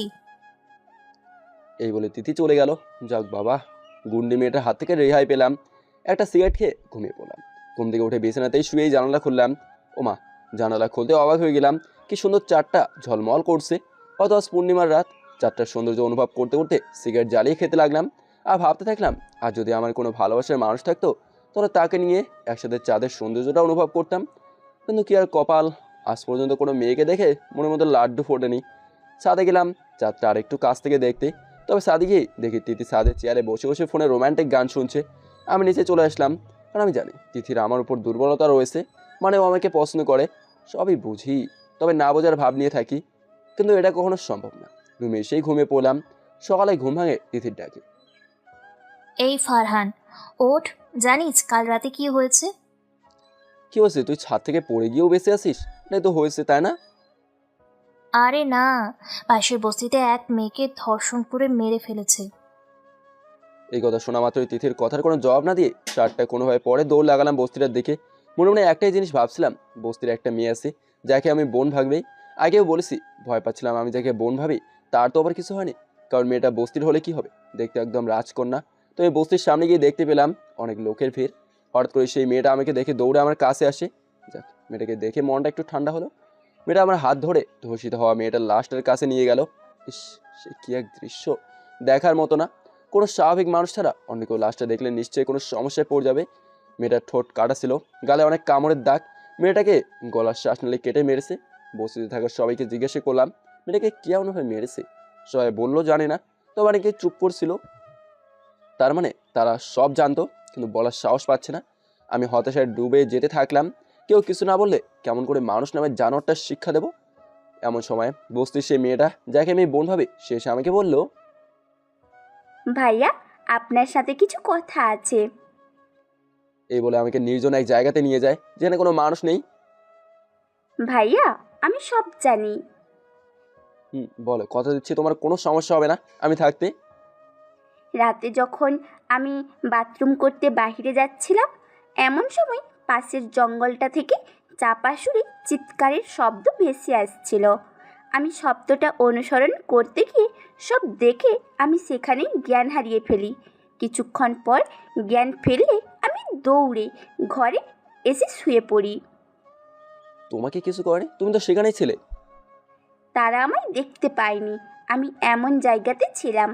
আর ভাইয়া, মেয়েটাকে ওরা অনেক কষ্ট দিয়ে মেরেছে। মেয়েটার অত্যাচার দেখে আমি নিজেই জ্ঞান হারিয়ে ফেলেছিলাম। এটুকু বলেই মেয়েটা কাঁদতে লাগলো। মেয়েটা যেভাবে আমাকে বললো শুনে বুকের ভেতরটা ধপ ধপ করছে। আচ্ছা, তুমি কি তাদেরকে চেনো? হুম, একজনকে চিনেছি, সাথে আরও দুজন ছিল। মুখ দেখেছি, তবে চিনি না। যাকে চিনি সে হলো পাশের এলাকার প্রভাবশালী এক লোক। সামনে এমপি নির্বাচনে দাঁড়িয়ে সামনে এমপি নির্বাচনে দাঁড়াবে শুনেছি। নাম হলো কামাল। ওকে, তোমাকে অনেক অনেক ধন্যবাদ। তোমার কোনো চিন্তা নেই, আমি আসি। সেখানে চলে এসে জনিকে ফোন দিয়ে বললাম আমার একটা রুম লাগবে কিছুদিনের জন্য, গোপন রুম, যেখানে আমি ছাড়া আর কেউ যাবো না। পারবি কি ম্যানেজ করতে? এই সামান্য কাজটা পারবো না, এটা কি হয়? আচ্ছা, তুই আমার কাছ থেকে চাবিটা নিয়ে যা। জনের কাছ থেকে চাবি নিয়ে সব ঠিকঠাক করে ধর্ষণকারী কামালকে কিডন্যাপ করে নিয়ে সে রুমের চেয়ারে বেঁধে ফেলি। কিডন্যাপ করতে কারোর সাহায্য নেয়নি, কারণ এগুলো গোপনে কাজ করার কাজ। তাই একাই কিডন্যাপ করছি। এই জন্য অনেকে আমাকে বিপজ্জনক বলে, কারণ অনেক অসম্ভবকে সম্ভব করছি। কামাল দেখতে তো চাচার বয়সী, সে কিনা তার মেয়ের বয়সে একটা মেয়েকে। সি সি তুমি আমাকে চেনো? তোমার সাহস তো কম নয়, তুমি আমাকে কিডন্যাপ করছো। কাল রাতে তোর সাথে কে কে ছিল? বলবো না, কি করবে তুমি? তখন আমি 5টা সুই মানে সুচ যেটা দিয়ে কাপড় সেলাই করে, বড় সাইজের 5টা সুচ নিয়ে আসলাম। তুই বলবি না, তোর বাপ বলবে। এ বলে প্রথমে কামালের মুখ হা করিয়ে মুখে গামছা ভরে দিলাম। এরপর কামালের ডান হাতের 5টা নখের চেরির নিচ দিয়ে হাতুড়ি দিয়ে একে একে 5টা সুচ ঢুকিয়ে দেই। কষ্ট সহ্য করতে না পেরে কামাল জ্ঞান হারিয়ে ফেললো। জ্ঞান ফেরার পর একে একে বাকি দুজনের নাম বলে দেয়। তো এখন শুরু হবে খেলা। ধর্ষণকারী কামালের কাছ থেকে বাকি দুজন ধর্ষণকারীর নাম বের করলাম। তো আমিও বের পড়লাম বাকি দুজনকে কিডন্যাপ করে এখানে নিয়ে আসতে। প্রথমজনকে খুব সহজেই কিডন্যাপ করতে পেরেছি, লোকটা বাসায় ছিল। আমি বাসার সামনে গাড়ি দাঁড় করিয়ে ভেতর থেকে লোকটাকে শার্টের কলার টেনে গাড়িতে উঠিয়ে ফেলি। গাড়িতে উঠিয়ে সাথে সাথে লোকটার হাত মুখ পা বেঁধে রেখে দেই। দ্বিতীয়জনকে খুঁজতে বাসায় গেলেও লোকটা বাসায় ছিল না। তাকে খুঁজতে থাকি সারা শহর জুড়ে। সে যেখানে যেখানে যেত সেখানে যাচ্ছি। হঠাৎ করে দেখতে পেলাম দ্বিতীয় লোকটা চায়ের দোকানে বসে আড্ডা দিচ্ছে। সাথে অনেক লোকজন। ওখান থেকে লোকটাকে নিয়ে আসা যাবে না, সব আমাকে চিনে ফেলবে। চিনে ফেললেই সমস্যায় পড়ে যাবো। এক বুদ্ধি বের করলাম। প্রথমজন তো আমার গাড়িতেই ছিল, হাত পা বাঁধা অবস্থায়। আমি তার পকেটে থাকা মোবাইলটা বের করে দ্বিতীয় লোকটা মানে চায়ের দোকানের লোকটাকে ফোন দিই। হ্যালো,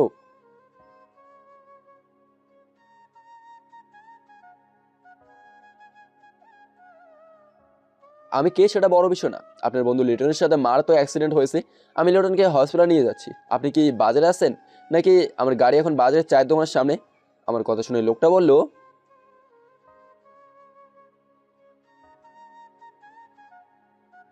এই বলে দ্বিতীয় লোকটা তাড়াহুড়ো করে গাড়িতে উঠে পড়ে। লোকটা চোখের পলক ফালানোর আগেই আমি তার হাত মুখ বেঁধে ফেলি। এখন শান্তি। এই দুজনকেও ঠান্ডা মাথায় কিডন্যাপ করছি। দুজনকে সে রুমে কামালের সাথেই বেঁধে ফেললাম।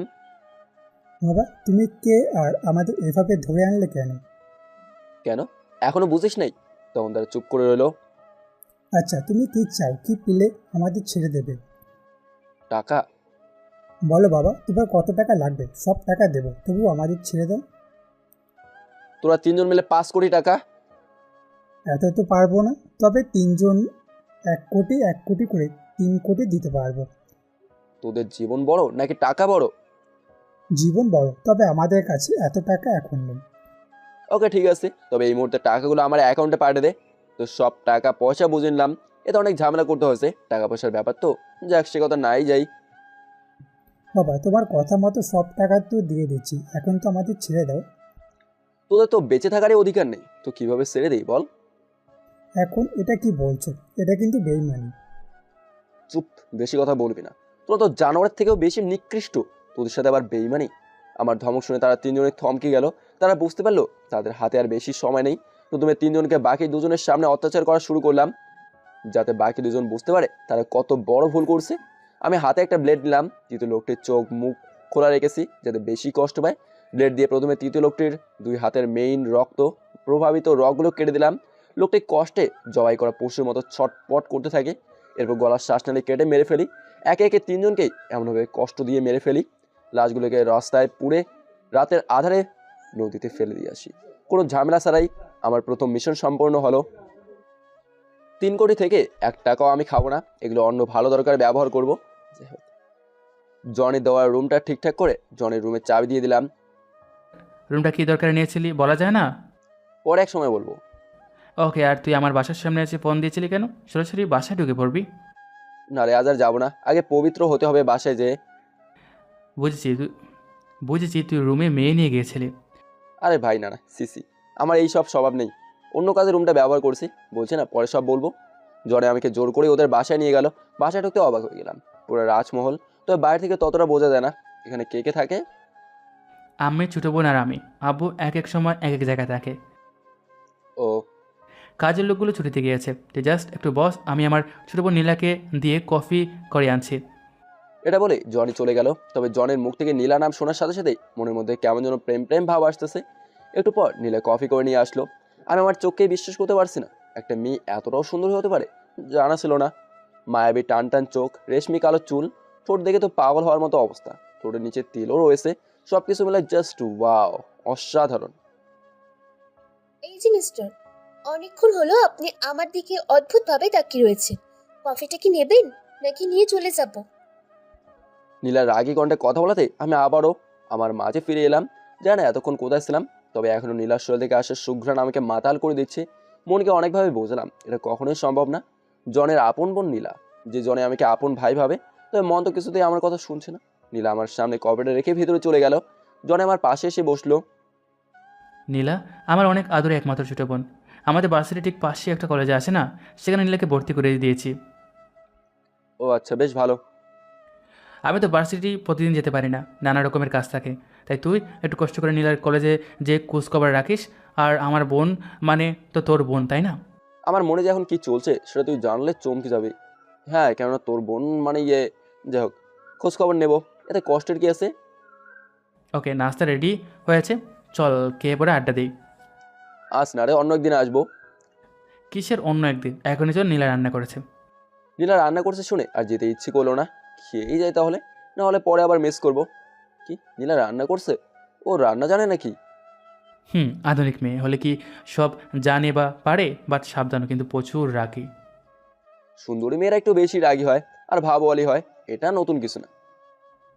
খাবার বসে কিন্তু নীলাকে বলছি না যে এটা দাও ওটা দাও, লাগলে নিয়ে খাবি, তা না পারলে তুই আমাকে বলবি, আমি দেবো। তাও নীলাকে বলিস না ভাই প্লিজ। কেন? বললে কি হবে? এরকম বারবার কাজ দিলে ওর রেগে গিয়ে হয়তো তোর উপর সব খাবার ছুঁড়ে মেরে চলে যাবে। তোর সাথেও কি কখনো এমন করছে? অনেকবারই এমন করেছে। দূর, আমি খাবোই না, গেলাম আমি। রাগ করিস না ভাই আমার। রাগ করি নাই, কিন্তু বল ভয় করছে। যদি গরম খাবারগুলো আমার উপর ঢেলে দেয় কি হবে ভাবতেই গা শিউরে উঠছে। সে যা হবার হবে, তুই আর আমি তো লজ্জা পাওয়ার কিছু নেই, চলো পড়েছে। উপরে গিয়ে দেখি নীলা একে একে খাবারগুলো টেবিলে রাখছে। আমি এর জন্য নবাবের মতো বসে পড়লাম। নীলা একটু পানি দাও তো, হাত ধোবো। এটা বলার সাথে সাথে নীলা আমার দিকে ভ্রু কুচকে তাকালো। ওকে ওকে, আমি নিচ্ছি। খাবারগুলো কে রান্না করছে? আমি রান্না করেছি। কেন? খুব মজা হয়েছে তাই না? সবাই আমার রান্নার প্রশংসা করে, বুঝলেন? বুঝলাম, সব ঠিকঠাক আছে, তবে তরকারিতে লবণটা কম হয়েছে। জনি পানি খাচ্ছিল। আমার এই কথা শুনে জনি আর পানি খেতে পারলো না। গলায় পানি আটকে কাশতে কাশতে বাঁচে না। কই, লবণ তো ঠিকই আছে, তাই না জনি ভাইয়া? খুব মজা হয়েছে। ও কি বুঝবে? ও তো বাইরের ভাজা পোড়া খেয়ে থাকে, বাসায় রান্নার মজা তো আর বুঝবে না। তো রুমে চা, আমরা লাগলে নিয়ে খাবো। কিসের? কোথায় যাবে? এ না নীলা, তুমি এখানে থাকো, মেহমানদারি করবে কে? নীলা গ্লাসে পানি ভরে সামনে এগিয়ে দাও তো। নীলা রাগে ছটফট করছে, আর যখনই যা বলছি ছটফট তাই করছে। জনি আমার কানে ফিসফিস করে বলল, তুই আজ আমাকে মেরেই ছাড়বি বুঝছি। ফিসফিস করে কি বলছিস? কে কাকে মারবে? আসতে ভাই আসতে। আগেই বলছিলাম আজ খাবো না, তো জোর করে নিয়ে আসলি, এখন বস। কে খাবে না? আজ আমি এখান থেকে যাচ্ছি না, সব খাবার শেষ করবেন তারপর। যাই হোক, সেদিনের মতো বেঁচে বাসায় আসলাম। বাসায় এসে ফ্রেশ হয়ে শুয়ে পড়লাম। বিকেলে দেখে ঘুম ভাঙে তিতির ডাকে। এই ফারহান, ওঠ না। দূর, কাঁচা ঘুম, প্লিজ জ্বালাতন করবি না। শোন না, আমাকে একটা সাইকেল কিনে দিয়েছে বাসায় চালানোর জন্য, কিন্তু কিভাবে চালাবো তুই একটু শিখাবি? দুদিন পরে কোরবানির ঈদ, আমি বাসে যাবো। বাসা থেকে আসার সময় আমার বাইক নিয়ে আইসা তোকে সারাদিন ঘোরাবো। তাও তুই এখন ঘুমাতে দিল লক্ষ্মী বোন আমার। দিদি মন খারাপ করে চলে যেতে লাগলো। আমি হুড়মুড় করে উঠে বললাম, চল দেখবো তুই কেমন সাইকেল চালাতে পারিস। সত্যি? সত্যি, চল তাহলে। তিতিকে বাসের সামনের ফাঁকা জায়গাতে নিয়ে গেলাম। ও সাইকেলে উঠলো, আমি পেছন থেকে সাইকেলটা ধরে রেখেছি যাতে ও পড়ে গিয়ে ব্যথা না পায়। পেছন থেকে সাইকেল ধরে রাখার কারণে আমার গাল তিতির গালের সাথে মাঝে মাঝে লেগে যাচ্ছে। কোন ফেস ওয়াশ ইউজ করিস? কেন? তোর চেহারা থেকে হালকা মিষ্টি সুঘ্রাণ আসতেছে, আমি খেয়াল করছি। সব সময় থাকে এই সুঘ্রাণ, তবে সুঘ্রাণটা অস্থির। কত পারফিউম ইউজ করলাম, তাও এত সুন্দর সুঘ্রাণ এর কিছুই পেলাম না। বাদ দিত, যত সব আলতু ফালতু কথা। সাইকেল চালাচ্ছিস সেদিকে মন দে। এই যে আমাকে তুই পিছন থেকে শক্ত করে ধরে রয়েছিস যাতে আমি পড়ে গিয়ে ব্যথা না পাই। এভাবে সারা জীবন আগলে রাখতে পারবি না? কি বললি? আগামাতা কিছুই বুঝলাম না। তোর বুঝতে হবে না, বুঝবো কোথাকার। যাই হোক, দিদিকে সাইকেল চালানো শিখিয়ে সন্ধ্যার দিকে পাশের বস্তির দিকে গেলাম, কারণ সন্ধ্যায় বস্তির সবাই এক জায়গাতে থাকে। সবাইকে উদ্দেশ্য করে জোর গলায় বললাম, শুনেছি প্রতিবার নাকি কোরবানি দিয়ে আপনাদের পাশের এলাকায় যেয়ে বাসে বাসে দরজাতে কড়া নেড়ে লাথি গুতা বকাঝকা খেয়ে মাংস আনতে হয়। তবে এইবার আর কাউকে কোথাও যেতে হবে না। ঈদের দিন সহ দিনের পরের দিন 3 দিনের খাবার আমি দেবো আপনাদের। আমার কথা শুনে সবাই অবাক। এবার কুরবানি ঈদে আমরা অনেক কাজ, বুঝতে পারছি না কোথা থেকে শুরু করে কোথায় শেষ করব। ভাবলাম ঈদের আগের দিন বস্তির সবাইকে খাবারগুলো পৌঁছে দিয়ে ঈদের আগের রাতে মামার বাসা থেকে আমাদের বাসে যাব। কাল দিন পরেই ঈদ। জনিকে ফোন দিলাম, জনি আসলে বললাম এই ঈদে পাশের বস্তির লোকজনদের জন্য খাবারের ব্যবস্থা করব আমি। এবার আর কাউকে অন্যর কাছে হাত পেতে মাংসের জন্য দাঁড়িয়ে থাকতে হবে না। ঈদ এবং ঈদের পর 3 দিনের খাবার দিয়ে আসবো। এতে তো অনেক খরচ। এত টাকা আছে নাকি? টাকা লাগবে? টাকা লাগবে না, বাট সাহায্য লাগবে। বস্তিতে প্রায় অনেক লোকজন, আমার একার পক্ষে সবকিছু করা সম্ভব না। তাহলে কি লাগবে শুনি? 100-র উপরে ছেলেপেলে লাগবে। ওকে চল, কাজ শুরু করে দিই। আমি ধর্ষণকারী কামালের কাছ থেকে যে 3 কোটি টাকা নিয়েছিলাম সেখান থেকে কিছু টাকা উঠালাম। এরপর প্রথমে 25 থেকে 30টা ষাঁড় গরু কিনে এক জায়গায় রাখলাম। এরপর সব থেকে দামি চাউল, সেমাই, গুঁড়া মশলা, চিনি আরও অনেক জিনিস কিনলাম। ঈদের আগের দিনই ষাঁড়গুলো জবাই করে ছেলেপেলে দিয়ে মাংস ব্যাগে ব্যাগে ভরে নিলাম। প্রতিটা ব্যাগে একটা বস্তির ফ্যামিলির 5 দিনের মাংস রয়েছে। এরপর ট্র্যাকে ট্র্যাকে সব জিনিসগুলো একসাথে বস্তির সামনে দাঁড় করালাম। ছোটো একটা মাইকিংয়ের ব্যবস্থা করছি। আমি বস্তির সবাইকে উদ্দেশ্য করে বললাম, প্রতি ফ্যামিলি থেকে একজন করে লোক লাইনে দাঁড়িয়ে যান, বাকিরা ঘর থেকে বের হবেন না। বের হলে আমাদের কাজ করতে অসুবিধা হবে। সো একে একে সবাই এলো। আমি সবার হাতে হাতে জিনিসগুলো পৌঁছে দিলাম। আমি কাজ করার এক পর্যায়ে খেয়াল করলাম জনের সাথে নীলা এসেছে, বাট আমি কাজে মনোযোগ দিলাম। হঠাৎ খেয়াল করলাম নীলা আমার দিকে অবাক দৃষ্টিতে তাকিয়ে রয়েছে। যাই হোক, সবাইকে ঠিক মতো জিনিসগুলো দিয়ে আমি তাড়াহুড়ো করে শুরু করে দিলাম বাসে যাব বলে। আরে ঠান্ডা হো প্লিজ, ও মাত্র রাত 9টা বাজে। এত অস্থির হইলে কেন? তোকে আমি দিয়ে আসবো। আপনাকে একটা পার্সোনাল প্রশ্ন করতে পারি? অবশ্যই। এত কিছু যে করলেন, এতে আপনার কি লাভ? মানে যারা নির্বাচনে দাঁড়াবে তারাও তো এত বড় একটা কাজ করবে না, আপনি করলেন কেন? মনের শান্তির জন্য। Wow, good. আচ্ছা, এত টাকা কোথায় পেলেন?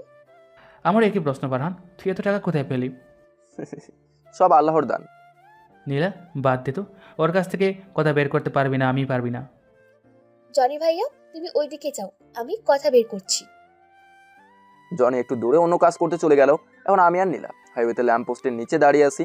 মাঝে মাঝে 2-1টা করে গাড়ি যাচ্ছে, বাট ল্যাম্প পোস্টের আলোয় নীলাকে এত সুন্দর লাগতেছিল যে বলে বোঝাতে পারবো না।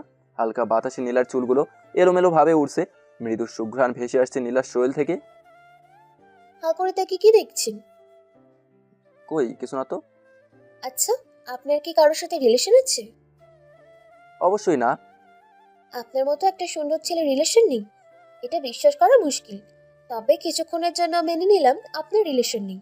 এখানে একটা প্রশ্ন, আপনি তাহলে রিলেশন করেননি কেন? আপনার মতো সুন্দরী মেয়ে পায়নি বলে। ও মা, আপনার কথাই তো যে কোনো মেয়ে পটে যাবে। যে কারোর সাথে কথা বলার স্বভাব আমার নেই। এই কথা বলতে না বলতেই পিছন থেকে একটা বাইকে 2জন ছেলে আমাদের পাশ দিয়ে যাওয়ার সময় নীলাকে দেখে একজন অন্যজনকে বলল, মালটা সেই হট, পুরাই মাথা নষ্ট। এই শহরে এমন এক পিসি দেখলাম, পুরাই অস্থির জিনিস। এই কথা শোনা মাত্রই মাথা গরম হয়ে গেল। আমার শার্টের হাতার মধ্যে সবসময় একটা রড থাকে, সেই রডটা বের করে প্রথমে যে বাইক চালাচ্ছিল তার মাথায় আঘাত করতেই বাইক থেকে পড়ে গেল 2জন। ফারহান, ঝামেলা করো না প্লিজ, এদিকে তাকাও। এদিকে তাকাতে বলছি না, যেতে দাও ওদের, তোমার কোনো ক্ষতি হয়ে যেতে পারে। নীলা আমাকে আটকাতে না পেরে জনিকে ডাক দিলে জনি দৌড়ে এলো। নীলা জনিকে সব বললে জনি বলল, থাক ফারহান, আজকের মতো ছেড়ে দে। তুই নীলাকে বাসায় রেখে আয় তাড়াতাড়ি। কেন? যেটা বলছিস সেটা কর। ওকে, আমি 2 মিনিট নীলাকে রেখে আসছি। না ভাইয়া, ফারহানকে এখান থেকে নিয়ে চলো। নীলার কোনো কথা জনি শুনলো না, তখন জনিও আমার মতোই একবার কাউকে ভালো না লাগলে তাকে মেরেই ছাড়বে। সো জনি নীলাকে নিয়ে গেল। আমি দুজন ছেলের কাছে গেলাম। ছেলেগুলো বাইক থেকে পড়ে গিয়ে ব্যথায় ছটফট করছে। ওদের কাছে যেতেই দেখতে পেলাম ওদের শরীরে নখের আঁচড়ের দাগ, তাও মারাত্মক জখম। তাই মনে খানিকটা সন্দেহ জমলো। ওদের দুজনকে জিজ্ঞেস করলাম কোথা থেকে আসলে এত রাতে, সত্যি কথা বললে ছেড়ে দেবো। তখন দুজন ছেলে যেটা বললো শুনে আমি চমকে উঠলাম। তখন ওরা বললো, কিছুক্ষণ আগে রাতের আধারে একা একটি মেয়েকে দেখে আমাদের দুজনের মনে খারাপ কিছু করার ইচ্ছে করলো মেয়েটার সাথে। এরপর আমরা বাইক থেকে নেমে মেয়েটাকে ধর্ষণ করে সেখানে রেখে চলে আসি। ধর্ষণ করার সময় মেয়েটা আমাদের হাত থেকে বাঁচতে নখ দিয়ে এসব দাগ করে দিয়েছে। দুজন ছেলের মুখ থেকে এসব কথা শোনার পর মাথাটা তো পুরাই নষ্ট হয়ে গেল। কি চলছে এসব? এত ধর্ষণ চলে এখানে, আগে জানা ছিল না। তবে এগুলো কারোর সামনেই আসে না। আজকে আমি এদের না ধরলে হয়তো এই নিষ্ঠুর ঘটনাটাও চাপা পড়ে যেত। আমি দুজন ছেলেকেই বললাম, কোথায় মেয়েটাকে রেখে আসছিস, নিয়ে চল। ওরা দুজন আমাকে সেখানে নিয়ে গেলে শুধু দেখতে পেলাম একটা রক্তমাখা ওড়না। মেয়েটা হয়তো চলে গিয়েছে।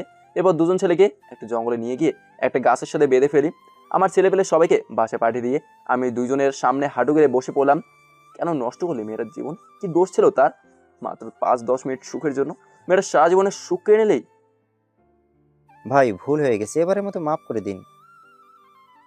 মাফ করে দিতাম যদি অন্য কোনো ভুল করে থাকতি, তবে এইটার জন্য তোদের কঠিন শাস্তি পেতে হবে। আমি ওই দুজন ছেলের গোপন অঙ্গে এলো পাথারিভাবে লাথি মারতে শুরু করে দেই। এক পর্যায়ে দুজন ছেলে জ্ঞান হারালো। আমি পাশে বয়ে যাওয়া নদী থেকে পানি এনে তাদের মুখে ছিটিয়ে দিতেই তাদের জ্ঞান ফেরে, আর তারা থর থর করে কাঁপতে থাকে। এরপর দুজন ছেলের হাত পা বেঁধে বস্তায় পুড়ে জীবন্ত অবস্থায় পানিতে ফেলে দেই। তখন রাত প্রায় 11টার কাছাকাছি। পকেট থেকে ফোন বের করে দেখি দিদি ফোন করেছিল 26 বারের উপরে। ফোন হাতে নিতেই আবারও ফোন। আমি রিসিভ করলাম। হ্যালো, বল। কোথায় তুই? কেন, কি হয়েছে? কেন কি হয়েছে মানে, রাত কয়টা বাজে দেখেছিস? দেখেছি তো। আবার বলে দেখেছি তো। এত রাত পর্যন্ত বাহিরে কেন তুই? এই তো একটু কাজ করলাম, এখনই বাসে আসছি। ওকে, তাড়াতাড়ি আয়। এই বলে তিথি ফোন রেখে দিল। আমি যত তাড়াতাড়ি পারি বাসার দিকে যাচ্ছি। 12টার আগেই বাসায় পৌঁছে গেলাম। বাসায় ঢুকে প্রথমে চুপচাপ ফ্রেশ হতে চলে গেলাম। ফ্রেশ হয়ে বের হতেই দেখি তিথি আমার রুমে। ও, তুই এসেছিস, ভালো হয়েছে। কেমন ভালো? আমার এখনই বাসে যেতে হবে, সো আমার ব্যাগটা একটু গুছিয়ে দিবি? আমি পারবো না। কেন পারবি না? তুই এরকম কেন? আমি এইরকমই। আর প্লিজ ফারহান, ঈদটা এখানেই করে যা না। আমাকে পাগল পাইছিস? কেন, কি এমন হবে এখানে ঈদ করলে? এখানে ঈদ করলে আমার এলাকার ফ্রেন্ডগুলো অনেক কষ্ট পাবে। এমনিতেই ওদের সাথে অনেকদিন হলেও দেখা হয় না। আবার ঈদের মধ্যে যদি না যাই তাহলে আমাকে মেরেই ফেলবে ওরা। আর এখানে ঈদ না করলে যে আমি কষ্ট পাবো। চুপ করবি তুই? আচ্ছা, আমার ব্যাগ গোছানো লাগবে না, প্লিজ তুই এখান থেকে যা। এ বলে আমি ব্যাগ গোছানোর দিকে মনোনিবেশ করি। এমন সময় পিছন থেকে তিতি আমাকে জড়িত হলো। আমি তো পুরো হতবাক হয়ে গেলাম। এই, কি করছিস? প্লিজ স্যার, মা আমি দেখলে খারাপ ভাববে।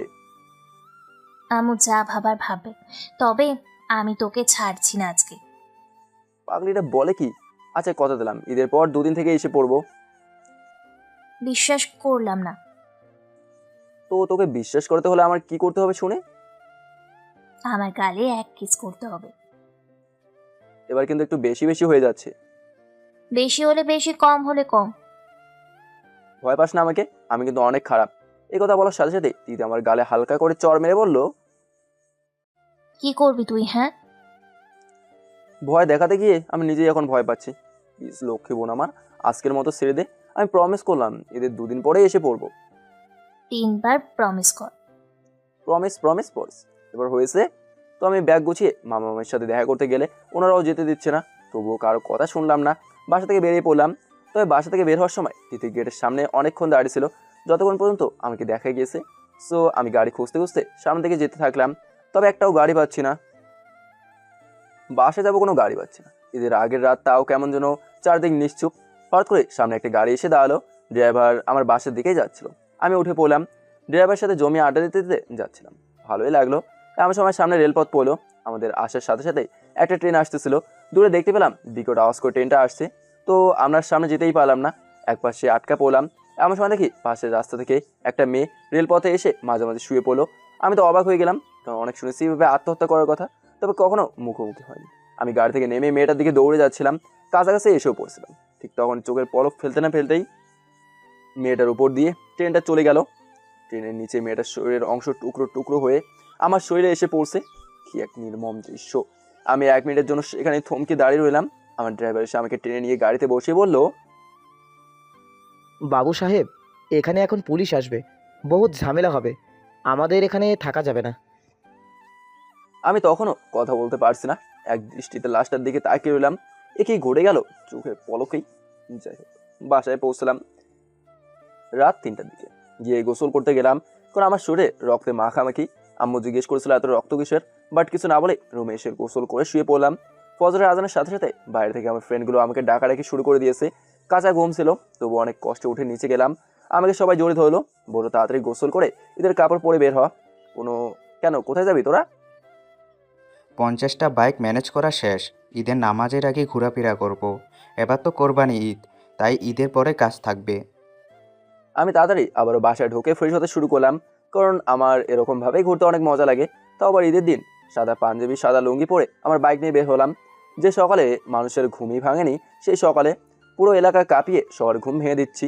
মেয়েরা এত বাইকের শব্দ শুনে বাসার ছাদে উঠে আমাদেরকে দেখছে। সুন্দর মিষ্টি বাতাস, সাথে অনেকগুলো ফ্রেন্ড। আমার বাইকে আমি একাই, বাকি সবার পেছনে একজন করে। আজ অনেকদিন পর মনের সুখে ঘুরতে পারতেছি। তবে মাঝে মাঝে রাতের ঘটনা মনে পড়লে চোখ ঝাপসা দেখি। আমার সময় তিথি ফোন দিল, তখন সবাই বাইক রেখে আড্ডা দিচ্ছিলাম। ঈদ মোবারক। ঈদ মোবারক। কি করছিস এত সকালে? একবার ফোন দিতেই রিসিভ। আর বলিস না, রাতে একটুও ঘুমাতে পারে নাই। কেন? আমার কথা মনে পড়ছে খুব, তাই না? মোটেও না। তাহলে কেন ঘুম আসেনি? বাদে তো ওসব পরে বলবো, ওখানে গিয়ে। ওকে। আচ্ছা, তোকে একটু পরে ফোন দিচ্ছি। এ বলে ফোন রেখে সিগারেট জ্বালালাম। এমন সময় আমার ফোনে আবার রিং বেজে উঠলো। ফোনটা পকেট থেকে বের করতে দেখি অচেনা নাম্বার। রিসিভ করতে ওপাশ থেকে চেনা কোনটা একটা মেয়ে বলল, ঈদ মোবারক। ঈদ মোবারক। তবে কে আপনি? এই নাম্বারটা অচেনা, তবে কণ্ঠটা কেমন যেন চেনা চেনা লাগছে। আমি নীলা, ভাইয়ের ফোন থেকে আপনার নাম্বারটা নিয়েছি। ও তুমি, কেমন আছো? এই তো ভালো, আপনি কেমন আছেন? ঠিক, আপনার হাতের ফোনটা যেমন আছে। মানে এটা আবার কেমন জবাব? তোমার মতো কিউট একটা মেয়ে স্পর্শ যে ফোনটা পাচ্ছে, কোনো অবশ্যই ভালো থাকারই কথা। তা আমিও আপনার ফোনের মতো ভালো আছি। বাবা, মন ভোলানো কথা। তবে আমার ফোন তো ভালো নেই, আমার ফোনের এই সমস্যা ওই সমস্যা। বুঝেছি। এত কিউট একটা মেয়ের স্পর্শ পেলে যে কাউরে সমস্যা হবে, আর ওইটা সাধারণ ফোন মাত্র। আপনি খুব মজার কথা বলেন। সব কথা তেরা বেকা জবাব দিতে ভালো লাগে। আচ্ছা, এখন রাখছি, একটু পর ফোন দেবো, কেমন? ওকে, মনে করি ফোন দিবেন কিন্তু। ওকে। নীলার ফোনটা রেখে আবার বাইক নিয়ে ছুটলাম। সব শেষে বাসায় ফিরলাম। তবে বাসার ভিতরে ঢোকার সময় ভেতর থেকে শুনতে পেলাম ভেতরে আব্বু আম্মু আমার বিয়ের ব্যাপারেই কথা বলতেছে। আমি চুপি চুপি দরজাতে কান লাগিয়ে শুনতে থাকি। ছেলেটা কেমন যেন মাঝে মাঝে অদ্ভুত আচরণ করে, তাই ভাবছি ছেলেটাকে বিয়ে করিয়ে দেব। আমারও তাই মনে হয়। তাহলে এরা আমার উড়াউড়ি বন্ধ করতে চাচ্ছে। তাহলে তোমার ভাইয়ের সাথে কথা বলে দেখো, তিথিকে আমাদের ঘরের বউ করে আনতে পারলে অনেক ভালো হবে। মেয়েটা যেমন সুন্দরী তেমনই লক্ষ্মী। তুমি বলার আগেই ভাইকে বলছি, উনি তো রাজি। তাহলে তো হয়ে গেল, সময় করে একদিন তাহলে তাদের বাসায় যেতে হবে। আমি তো এখনই দরজাটা ধপাস করে খুলে ভেতরে এসে চিল্লাপাল্লা শুরু করে দেই। কিসের বিয়ে? কার বিয়ে? মানি না, মানবো না, এখনই আমি বিয়ে করবো না। দিদিকে তো আরো না। চুপ বেয়াদব ছেলে। সে তুমি যাই বলো, বিয়ে তো আমি করছি না। দেখ, তোর বাবা কিন্তু হার্টের রোগী, তাকে বেশি চাপ দিস না। ঠিক তখনই আব্বু হঠাৎ করে বুকে হাত দিয়ে চিৎকার করে বলে উঠলো, ইস, বুকটা কেমন যেন ব্যথায় চিনচিন করছে। ওগো, তোমার কি হয়েছে? দাঁড়াও, আমি মালিশ করে দিচ্ছি। মনে মনে ভাবলাম, এদেরকে কেউ নাটক বা বাংলা ছায়াছবিতে নিচ্ছে না কেন? এরা তো খুব ভালো অভিনয় করতে পারে। ভয় দেখাচ্ছ নাকি? ভয় দেখাচ্ছি, তুই করবি। আমি আর কি করব? বোকার মতো দাঁড়িয়ে দাঁড়িয়ে ভয় পাবো আর তোমাদের শুটিং দেখবো। চুপচাপ যেভাবে যা বলছি তাই কর। ওকে, তোমরা যেটা ভালো বোঝো সেটাই করো, আমার জীবনের উপর তো আমার কোনো অধিকারই নেই। এই বলে আমি চুপচাপ রুমে চলে আসলাম। ভাবছিলাম ঈদটা একটু ভালোভাবে কাটাবো, কিন্তু সেটা আর হলো না। ঈদের নামাজ শেষ করে সারাদিন অনেক কাজ করার পর সন্ধ্যা থেকে ফ্রেশ, ফোনটা হাতে নিতেই তিথির ফোন। হ্যালো, বল। বাসায় কি চলতেছে শুনেছিস? না, কেন, কি হয়েছে? তোর আর আমার বিয়ে নিয়ে বাসায় তো পুরো হই হুল্লোড় বেজে গিয়েছে। তো আচ্ছা, তোর কি মনে হয় আমি তোকে বিয়ে করব? কেন বিয়ে করবি না আমায়? ভুলেও ভাববি না আমি তোকে বিয়ে করব। কেন, আমাকে তোর ভালো লাগে না বুঝি? ভালো লাগার কথা যখন উঠেছে তাহলে শোন, আমি নীলাকে পছন্দ করি। আমাকে পছন্দ করিস না? করি তো, তবে বোন হিসেবে। ও আচ্ছা, রাখছি, ভালো থাকিস। আর শোন, বাসায় বলবি আমাকে তোর ভালো লাগে না, ওকে? আমি কেন বলতে যাব? তোর সমস্যা তুই বল গিয়ে, আমাকে বলছিস কেন? তুই তো জানিসই আব্বু হার্টের রোগী, কখন কি হয়ে যাবে তাই বলি না। তাহলে আমাকে বললেও লাভ নেই। এই বলে তিথি ফোন রেখে দিল। বুঝতেছিলাম না কি করব। এমন সময় নীলার ফোন। অনেকক্ষণ থেকে আপনাকে ফোন দিচ্ছি, তবে ওয়েটিং পাচ্ছি। ও বলো। সেদিন দুজন ছেলে আমাকে ট্রিস করছিল বলে আপনি এত রেগে গিয়েছিলেন কেন? এমনি তোমার জায়গায় অন্য কেউ থাকলে আমি সেই একই কাজ করতাম। ও, অন্য কেউ থাকলে একই কাজ করতেন? আমি চুপ করে এলাম। কি হলো, চুপ কেন বলেন? জানি না। আপনি কি আমাকে পছন্দ করেন? আমি হ্যাঁ বলতে গিয়েও আবার চুপ হয়ে গেলাম। কেউ কি আছেন? চুপ কেন, কিছু তো বলেন। হ্যাঁ, পছন্দ করি। তো কি হয়েছে? সত্যি? সত্যি। আপনি আমার সাথে দেখা করতে পারবেন? ওকে, কালকে আমি মামা বাসায় যাবো, তারপর তোমার সাথে দেখা করব। আচ্ছা। ওকে, এখন রাখছি, পরে কথা বলবো। এ বলে ফোন রেখে দিয়ে সিগারেট কিনতে বাইরে চলে গেলাম। রাত প্রায় 4টা বেজে গেছে। মাথাটা কেমন যেন গরম হয়ে রয়েছে। দোকান থেকে সিগারেট কিনে সিগারেট খেতে খেতে বাসায় আসছিলাম। এমন সময় আমার এক পাড়াপড়শি কাদের কাকা আমার পাশ দিয়ে যাওয়ার সময় আমাকে বলে উঠলো, খুব বড় হয়ে গিয়েছিস, বড়দেরকে সেফ দিতেও শিখিস নাই। সরি কাকা, ভুল হয়ে গেছে, দেখতে পাইনি। দেখতে পাবি কেমন করে, তুই তো আকাশ দিয়ে উড়ছিস শুনতেছি। ভালোভাবে কথা বলো, মেজাজ এমনিতেই গরম হয়ে রয়েছে। ও মা, কি করবি, তুই ভয় দেখাস নাকি? তখন সিগারেটে এক টান দিয়ে সব ধোয়া কাকার মুখের উপর দিয়ে বললাম, কেমন কাকা তুমি, নিজেই নিজের সম্মান নষ্ট করতেছো। বেশি পাকনামি করবে না, তুমি আমার নিজের আপন কাকা নাও, এটা মনে রাখো। বাপ রে বাপ, তোর বাপ আমাকে দেখে সিগারেট সেফ দেয়, আর তুই তার ছেলে, বিশ্বাস হচ্ছে না। এই কথাটা বলতে না বলতে সেই কাকার নাকে এক ঘুষি মেরে বসি। রক্ত যেন চিত্রে আমার শরীরে এসে পড়লো। রাতের আধারে ভালোভাবে দেখতেও পারছি না, তাও ইচ্ছে মতো মালাম কতক্ষণ। হঠাৎ করে পেছন থেকে কে যেন আমার মাথায় আঘাত করলো। আমি তখনই জ্ঞান হারিয়ে ফেলি। জ্ঞান ফিরতে দেখে আমি হসপিটালের বেডে শুয়ে আছি। কি করেছিলি? কাদের সাথে যে কাদের আর তার ছেলে মিলে তোকে এইভাবে মেরেছে? আমি খেয়াল করলাম আমার শরীরে অনেক দাগ, তার মানে আমি জ্ঞান হারানোর পরও আমাকে মেরেছে অজ্ঞান অবস্থায়। তখনই জনের ফোন। হ্যালো, হসপিটাল থেকে পারলে নিচে নাম, আমি আমার ছেলেপেলে নিয়ে এসেছি হসপিটালে এনেছে। কোন কাদের তোকে মেরেছে তাকে তুলে নিয়ে যাব, কাদের লাশ কুত্তা দিয়ে খাওয়াবো। বুঝলাম না, সামান্য বিষয় নিয়ে এত কিছু হয়ে যাবে। যাই হোক, আমার বেশি ক্ষতি হয়নি। আমি বেড থেকে উঠে নিচে যাচ্ছিলাম, আমার পেছন থেকে আব্বু আমাকে টেনে ধরলো। কোনোভাবে সেখান থেকে নিচে নেমেই জনের বাইকের পেছনে বসে বললাম, চলে এবার। কাদের কালকে আমায় বলেছে আমি নাকি আকাশ দিয়ে উড়ি, আজকে কাদেরকেও আমার সাথে আকাশে নিয়ে যাব। জনিকে নিয়ে কাদেরের বাসায় গেলাম কাদেরকে উঠিয়ে আনতে। তবে আমাদের আসার খবর পেয়ে কাদের সাথে ছেলে সহ দুজন বাসা থেকে পালিয়ে গিয়েছে। যাই হোক, জনিকে বললাম, থাক আজকের মতো বাদ দে, নেক্সট টাইম যদি এমন হয় তাহলে তোকে ফোন দেবো। ওকে ফোন দিবি কিন্তু। জনিকে বিদায় করে দিয়ে আমি বাসায় আসলাম। শরীরটা খুব দুর্বল, তাই আম্মু বিছানা করে দিয়ে আমাকে ঘুম আসছে বললো। আমিও বাচ্চাদের মতো বিছানাতে শুয়েই ঘুমিয়ে পড়েছি। সন্ধ্যা থেকে ঘুম ভাঙলো, খেয়াল করলাম আমার চুলগুলো কে যেন টিপে দিচ্ছে। খুব আরাম লাগতেছে, আর চোখ খুললাম না। চোখ খুললেই চোখগুলো আর টিপে দেবে না। তাই মনে মনে ভাবছি, কি এটা, নিশ্চয়ই কোনো মেয়ে হবে, কারণ হাতটা খুব নরম ছিল। যাই হোক, ধৈর্য ধরে আর থাকতে পারলাম না, তাই চোখ খুলে ফেললাম। আমি চমকে গেলাম, এ তো তিথি। রে, তুই এখানে কি করিস? হবু স্বামীর মাথা টিপে দিচ্ছি। মানে কি, আর তুই কখন আসলি? একটু আগে। তুই কি বলছিস এগুলো? কে কার হবু স্বামী? কেন জানিস না বুঝি? কই না তো। একথা বলতে না বলতেই তিথি আমাকে লম্বা একটা লিপ কিস করে আমার ঠোঁটে হালকা ফিরে ফেললো। আমার তো জ্ঞান হারানোর মতো অবস্থা। এ কি করলো তিথি? আম্মু আম্মু। চুপ চুপ, আম্মুকে ডাকলে খবর আছে। কি করবি তুই? হ্যাঁ কি করবো দেখবি? দেখি। তখন তিথি আবারও কিস করতে থাকলো। আমি আর সহ্য করতে না পেরে নিচে চলে আসলাম। এসে আম্মুর কাছে বসে এলাম। আম্মুকে বললাম, তুমি তিথিকে আমার রুমে যেতে দিচ্ছ কেন? কেন? ও কি করেছে? কি করে নাই তাই বলো।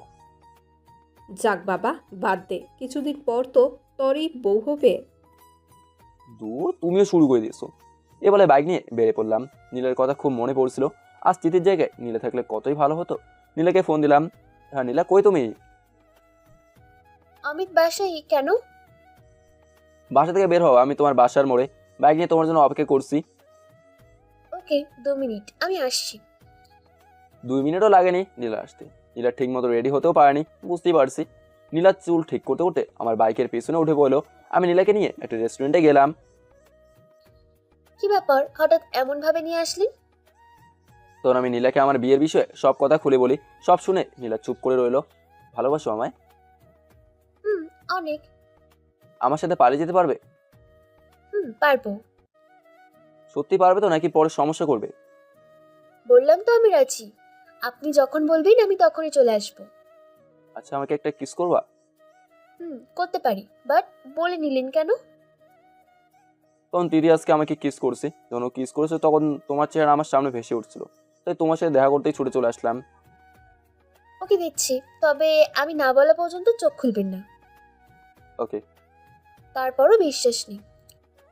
এই বলে নীলা ওর হাত দিয়ে আমার চোখ আটকে দিয়ে এরপর আলতো করে আমার ঠোঁটে ঠোঁট লাগালো। এতে আমার পুরো শরীর ঘেমে একদম শেষ। এরপর আমার চোখের উপর থেকে হাত সরাতেই রেস্টুরেন্টের বাইরে থেকে জনি, মানে নীলার ভাইয়ের এক ক্লোজ ফ্রেন্ড, আমাদের এসব কিছু দেখলো। আমি ছেলেটার দিকে তাকাতেই ছেলেটা চুপচাপ চলে গেল। নীলা ভয়ে ভয়ে বলল, যদি ভাইয়াকে আমাদের ব্যাপারে সব বলে দেয় তাহলে কেমন হবে? যা হবার হবে, পরে দেখা যাবে। কেন, ভয় পাচ্ছ নাকি? আপনাকে হারানোর ভয় পাচ্ছি, তাছাড়া আমার কোনো ভয় নেই।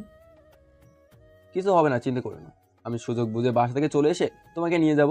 আচ্ছা চলো, তোমাকে নামিয়ে দিয়ে আসি। নীলাদের বাসার অনেকটা আগেই বাইক থেকে নামিয়ে নীলাকে একটা রিক্সা উঠে দিলাম। তবে আমিও মনে মনে ভাবতেছি, নীলার আর আমার কথা যদি জনের কান পর্যন্ত যায়, তাহলে আমি নীলাকে হারাবো তো হারাবো, সাথে তিথিকেও হারিয়ে ফেলবো। অবশ্যই তিথিকে হারিয়ে ফেললো আমার কোনো সমস্যা নেই, কারণ তিথিকে ছোটোবেলা থেকেই বোনের নজরেই দেখে আসছি। হুট করেই বউ অসম্ভব। ওইভাবে তিথির উপর আমার ফিলিংস কাজ করে না। যে এখন যা করব সব ঠান্ডা মাথায় ভেবে চিন্তে করতে হবে। বাসা থেকে তিথির সাথে আমার বিয়ে ঠিক করা হয়েছে। এমনকি বাসায়ও বিয়ের সব কাজকর্ম শুরু হয়ে গিয়েছে। 2 দিন পর বিয়ে। আমার তো আগে থেকেই প্ল্যান করা যে বিয়ের আগের রাতে নীলাকে নিয়ে পালাবো। এমন সময় তিথির ফোন আসলো। হ্যাঁ বলো। এভাবে কথা বলছো কেন? আচ্ছা শোনো, আমার কিছু শপিং করতে হবে। তুমি কি আমার সাথে যেতে পারবে?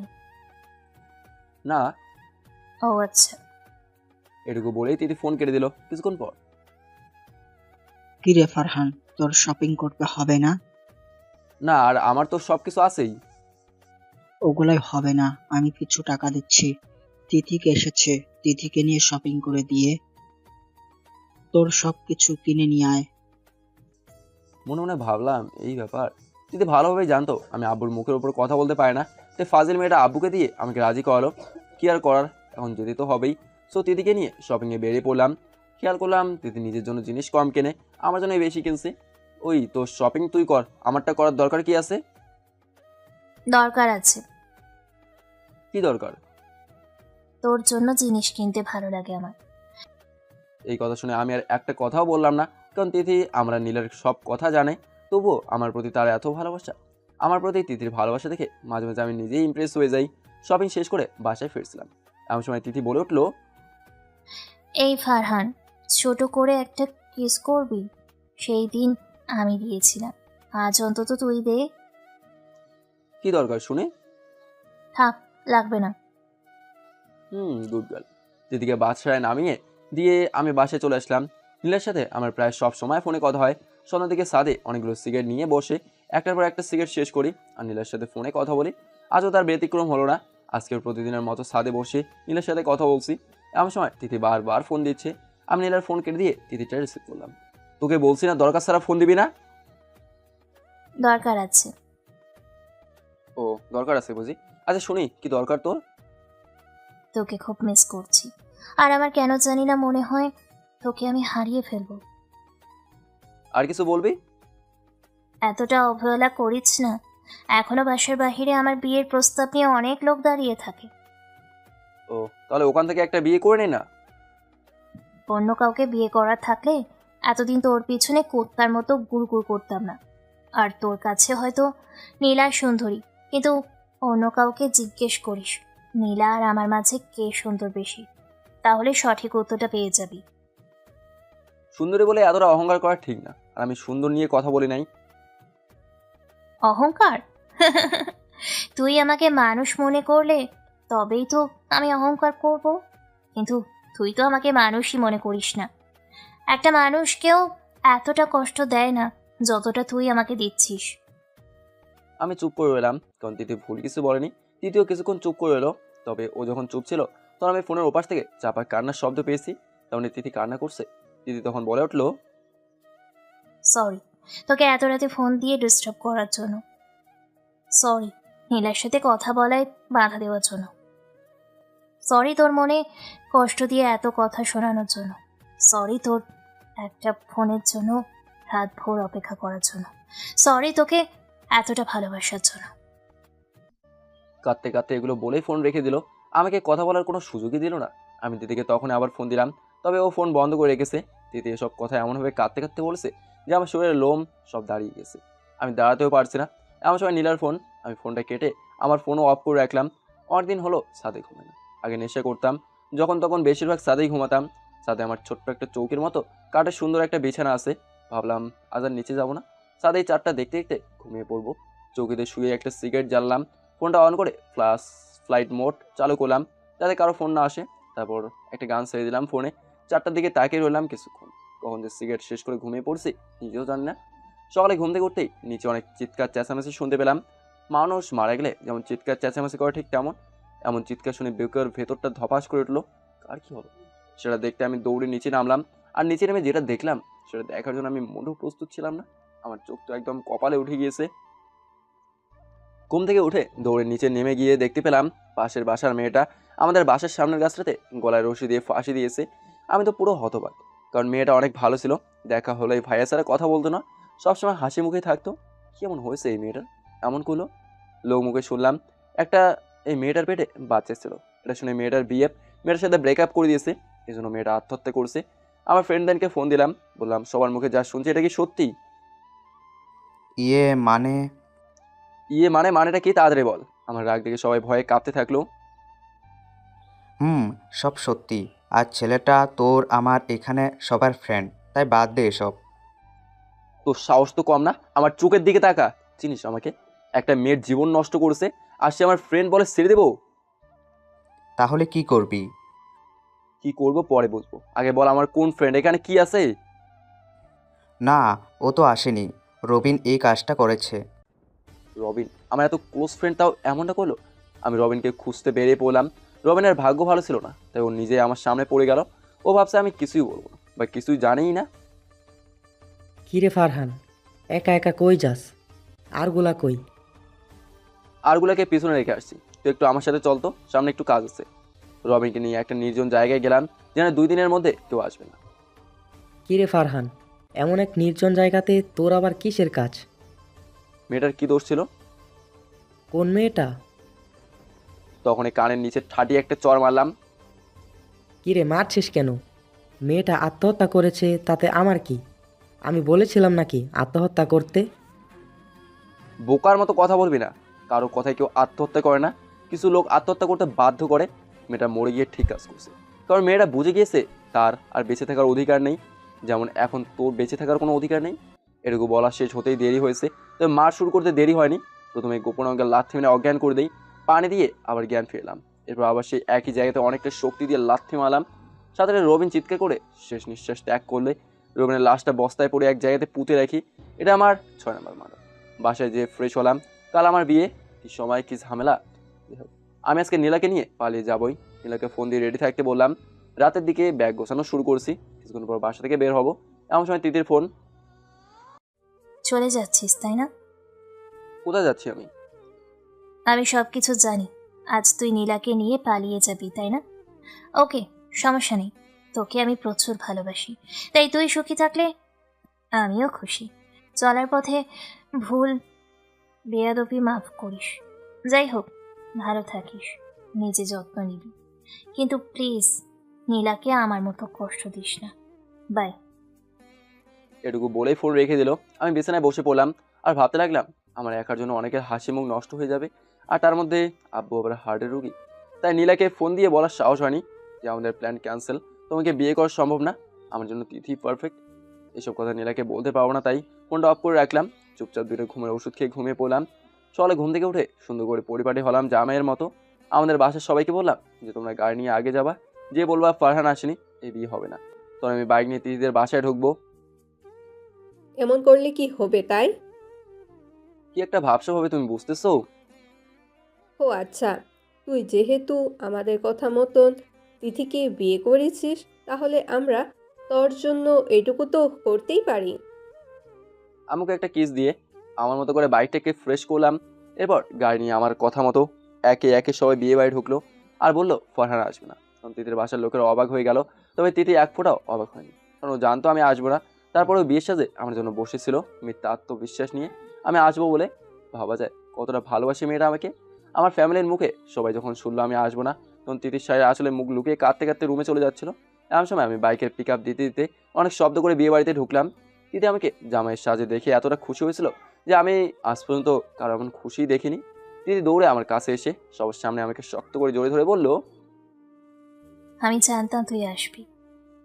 তিথিকে চুপচাপ বিয়ে করে ফেললাম। বিয়ের পর তিথিকে এক্সট্রা কোনো ভালোবাসা দেয়নি, শুধুমাত্র বইয়ের অধিকারটা পেয়েছে। তবে তিথি আমাকে প্রচণ্ড ভালোবাসতো। আমার মাথা গরম থাকলে অযথা তিথিকে বকাঝকা করতাম, তবু তিথি আমার মুখের উপরে একটা কথাও বলতো না। আমার সব অত্যাচার মুখ বুঝে সহ্য করতো। বিয়ের কিছুদিন পর হঠাৎ একদিন নীলার সাথে দেখা হতে দেরি হয়েছে, তবে নীলা আমাকে মারতে দেরি করেনি। আমার গালে দুটো থাপড় মেরে কেঁদে নীলা নিজেই কেঁদে দিল। প্লিজ বোঝার চেষ্টা করো, তিথি আমাদের ফ্যামিলির, আমার জন্য দুই ফ্যামিলির সম্পর্ক নষ্ট হয়ে যেত যদি সেদিন তোমাকে নিয়ে পালিয়ে যেতাম। তাহলে কেন বড় বড় কথা বলেছো তখন? কেন আমাকে মিথ্যা আশা দিয়েছো? তুমি জানো আমি বিষ পান করে হসপিটালে ভর্তি ছিলাম, আর তুমি ওইদিকে বিয়ের মজা নিচ্ছিলে। যাই হোক, ভালো থেকো। এটুকু বলে নীলা দৌড়ের উপর হেঁটে চলে গেল। একবার জন্য পিছন ফিরে তাকায়নি, না তাকানোটাই স্বাভাবিক। নীলা হয়তো আমাকে বেইমান স্বার্থপর ভাবছে, তবে নীলা যদি আমার জায়গায় থাকতো তাহলে বুঝতো কতটা চাপের মধ্যে ছিলাম আমি। যাই হোক, এখন তো আর কিছু করারও নেই। জনিও এখন আমার সাথে আর যোগাযোগ করে না। এভাবে কিছুদিন যাওয়ার পর হঠাৎ আমার অনেক জ্বর হয়। সেদিন তিথি সারা রাত না ঘুমিয়ে আমার যত্ন নিয়েছে। তিথি ভাবছিল আমি হয়তো ঘুমিয়ে পড়ছি, তাই মাঝে মাঝে আমার ঠোঁটে আলতো করে কিস করতো। মাঝে মাঝে ভাবতাম মেয়েটা অনেক ভালো, আমাকে কত ভালোবাসে, আবার আমার সব কথা মুখ বুঝে সহ্য করে। তিথির জায়গায় অন্য কোনো মেয়ে হলে বিয়ের পর দিন আমাকে ছেড়ে দিত। এভাবে আরও কিছুদিন যাওয়ার পর হঠাৎ করে একদিন তিথি মাথা ঘুরে পড়ে যায়। হসপিটালে নিয়ে গিয়ে জানতে পারলাম তিথি মা হতে চলেছে, আর আমি বাবা। কি এক দারুণ অনুভূতি হচ্ছিল, তখন বলে বোঝাতে পারবো না। তিথি হসপিটালের বেডে শুয়ে আমার কি এক দৃষ্টিতে তাকিয়ে রয়েছে। আমি তিথির কাছে গেলাম। সব কিছু মিলে তুমি খুশি তো? খুব খুশি। ভালো। আচ্ছা, আমি কি বাসায় যেতে পারবো এখন? একটু পরে নিয়ে যাব। আর শোন, তুই কিন্তু বাসায় গিয়ে একটা কাজও হাত দিবি না, সব কাজ আমি করবো, ওকে? আরে পাগল নাকি, তুমি করবে কেন? তুমি তো হাত ধুয়ে খেতে বসো না, আমাকে তোমার হাত ধুয়ে দিতে হয়। আর তুমি করবে কাজ, আমি আস্তে আস্তে করে নিব, সমস্যা নেই। ভয় পাস না তুই আমাকে, বললাম না কোনো কাজে হাত দিতে হবে না, পারবিও না, মনে থাকবে। আমাকে একটু জড়িয়ে ধরবে? লাস্ট কবে জড়িয়ে ধরছিলে মনে নেই, আজ একটু জড়িয়ে ধরবে প্লিজ? এভাবে বলছো কেন? ওকে, কাছে আসো। এরপর হালকা করে জড়িয়ে ধরলাম, কারণ বাবু ব্যথা পেতে পারে। এভাবে তিথিকে বাসায় নিয়ে আসলাম। বাসায় আসার পর আমি আমার সকল ধরনের কাজকর্ম ছেড়ে দিয়ে সবসময় তিথির পাশে বসে থাকতাম। তিথি ঘুমালে আমি মেঝেতে বসে তিথির চুলগুলো ঠিক করে দিতাম, প্লাস গ্লাসে সবসময় পানি রেখে দিতাম, কখন ঘুম থেকে উঠে পানি খুঁজবে এইভাবে। জীবনে কখনো নিজের কাপড় ধুয়ে দেখিনি, এখন তিথির কাপড়গুলো আমিই ধুয়ে দিই। আমার কাপড় ধোয়া দেখে তিথি প্রায় সময় হেসে হেসে বলতো, খুব সুন্দর হচ্ছে, একদম মেয়েদের মতো করে কাপড় ধুতে পারো দেখা যায়। বাসার বাজার করতে বাইরে গেলাম, এমন সময় তিথির ফোন। কি হয়েছে, কোনো সমস্যা? বাসায় আসবো? কোনো সমস্যা নেই, তবে বাসায় আসার সময় আমার জন্য অনেকগুলো তেঁতুলের চাটনি নিয়ে আসবে। কতগুলো? অনেকগুলো। ওকে, নিয়ে আসবো, তবে আমি আসার আগ পর্যন্ত বিছানা থেকে উঠবে না, ওকে? কিছুক্ষণ পর আম্মু ফোন দিল। আমি তখন তিথির জন্য চাটনি কিনছি। হ্যালো, কই তুই? তিথির ব্যথা উঠেছে, হয়তো ডেলিভারির সময় হয়ে আসছে। তুই তাড়াতাড়ি বাসায় আয়, তিথিকে হাসপাতালে নিয়ে যেতে হবে। এই কথা শোনা মাত্রই দৌড়ে বাসায় এসে দেখি তিথি ব্যথায় কান্না করছে। তিথির অবস্থা দেখে আমিও নিজেই ভেঙে পড়লাম। এখন ভেঙে পড়লে চলবে না, তিথিকে তাড়াতাড়ি হাসপাতালে নিয়ে যেতে হবে। তিথিকে হসপিটালে নিয়ে গেলাম। যখন তিথিকে অপারেশন থিয়েটারে নিয়ে যাচ্ছিল তখন তিথি আমার হাত ছাড়ছিল না। তিথি তখন বলল, আমাকে কথা দাও, আমার কিছু হয়ে গেলেও তুমি ভেঙে পড়বে না, আগের মতোই হাসি খুশি থাকবা। আমার কিছু হলে নীলাকে জীবনসঙ্গী করে নিও। শুনেছি নীলা তোমার জন্য এখনো বিয়ে করেনি। মেয়েটা তোমাকে অনেকটা ভালোবাসে। আমার কথা মনে পড়লে আকাশের দিকে তাকিয়ে থাকবা, আমিও তোমাকে আকাশ থেকে দেখব। সত্যি বলতে তোমাকে আমি অনেক ভালোবাসি। জানি না তুমি বুঝেছ কি না, তবে আমি না থাকলেও নিজের যত্ন নেবে কিন্তু। তিথির মুখে এসব কথা শুনে চোখের পানি ধরে রাখতে পারলাম না। আরে কিছু হবে না তোমার, আমি আছি তো। দিদি আমার গালে কিস করতে থাকে। এরপর দিদিকে রুমে নিয়ে গেল। আমি রুমের বাইরে দাঁড়িয়েছিলাম। কিছুক্ষণ পর বাচ্চার কান্নার শব্দ পেলাম। ডাক্তার এসে যেটা বললো সেটা শোনার জন্য আমি মোটেও প্রস্তুত ছিলাম না। আপনার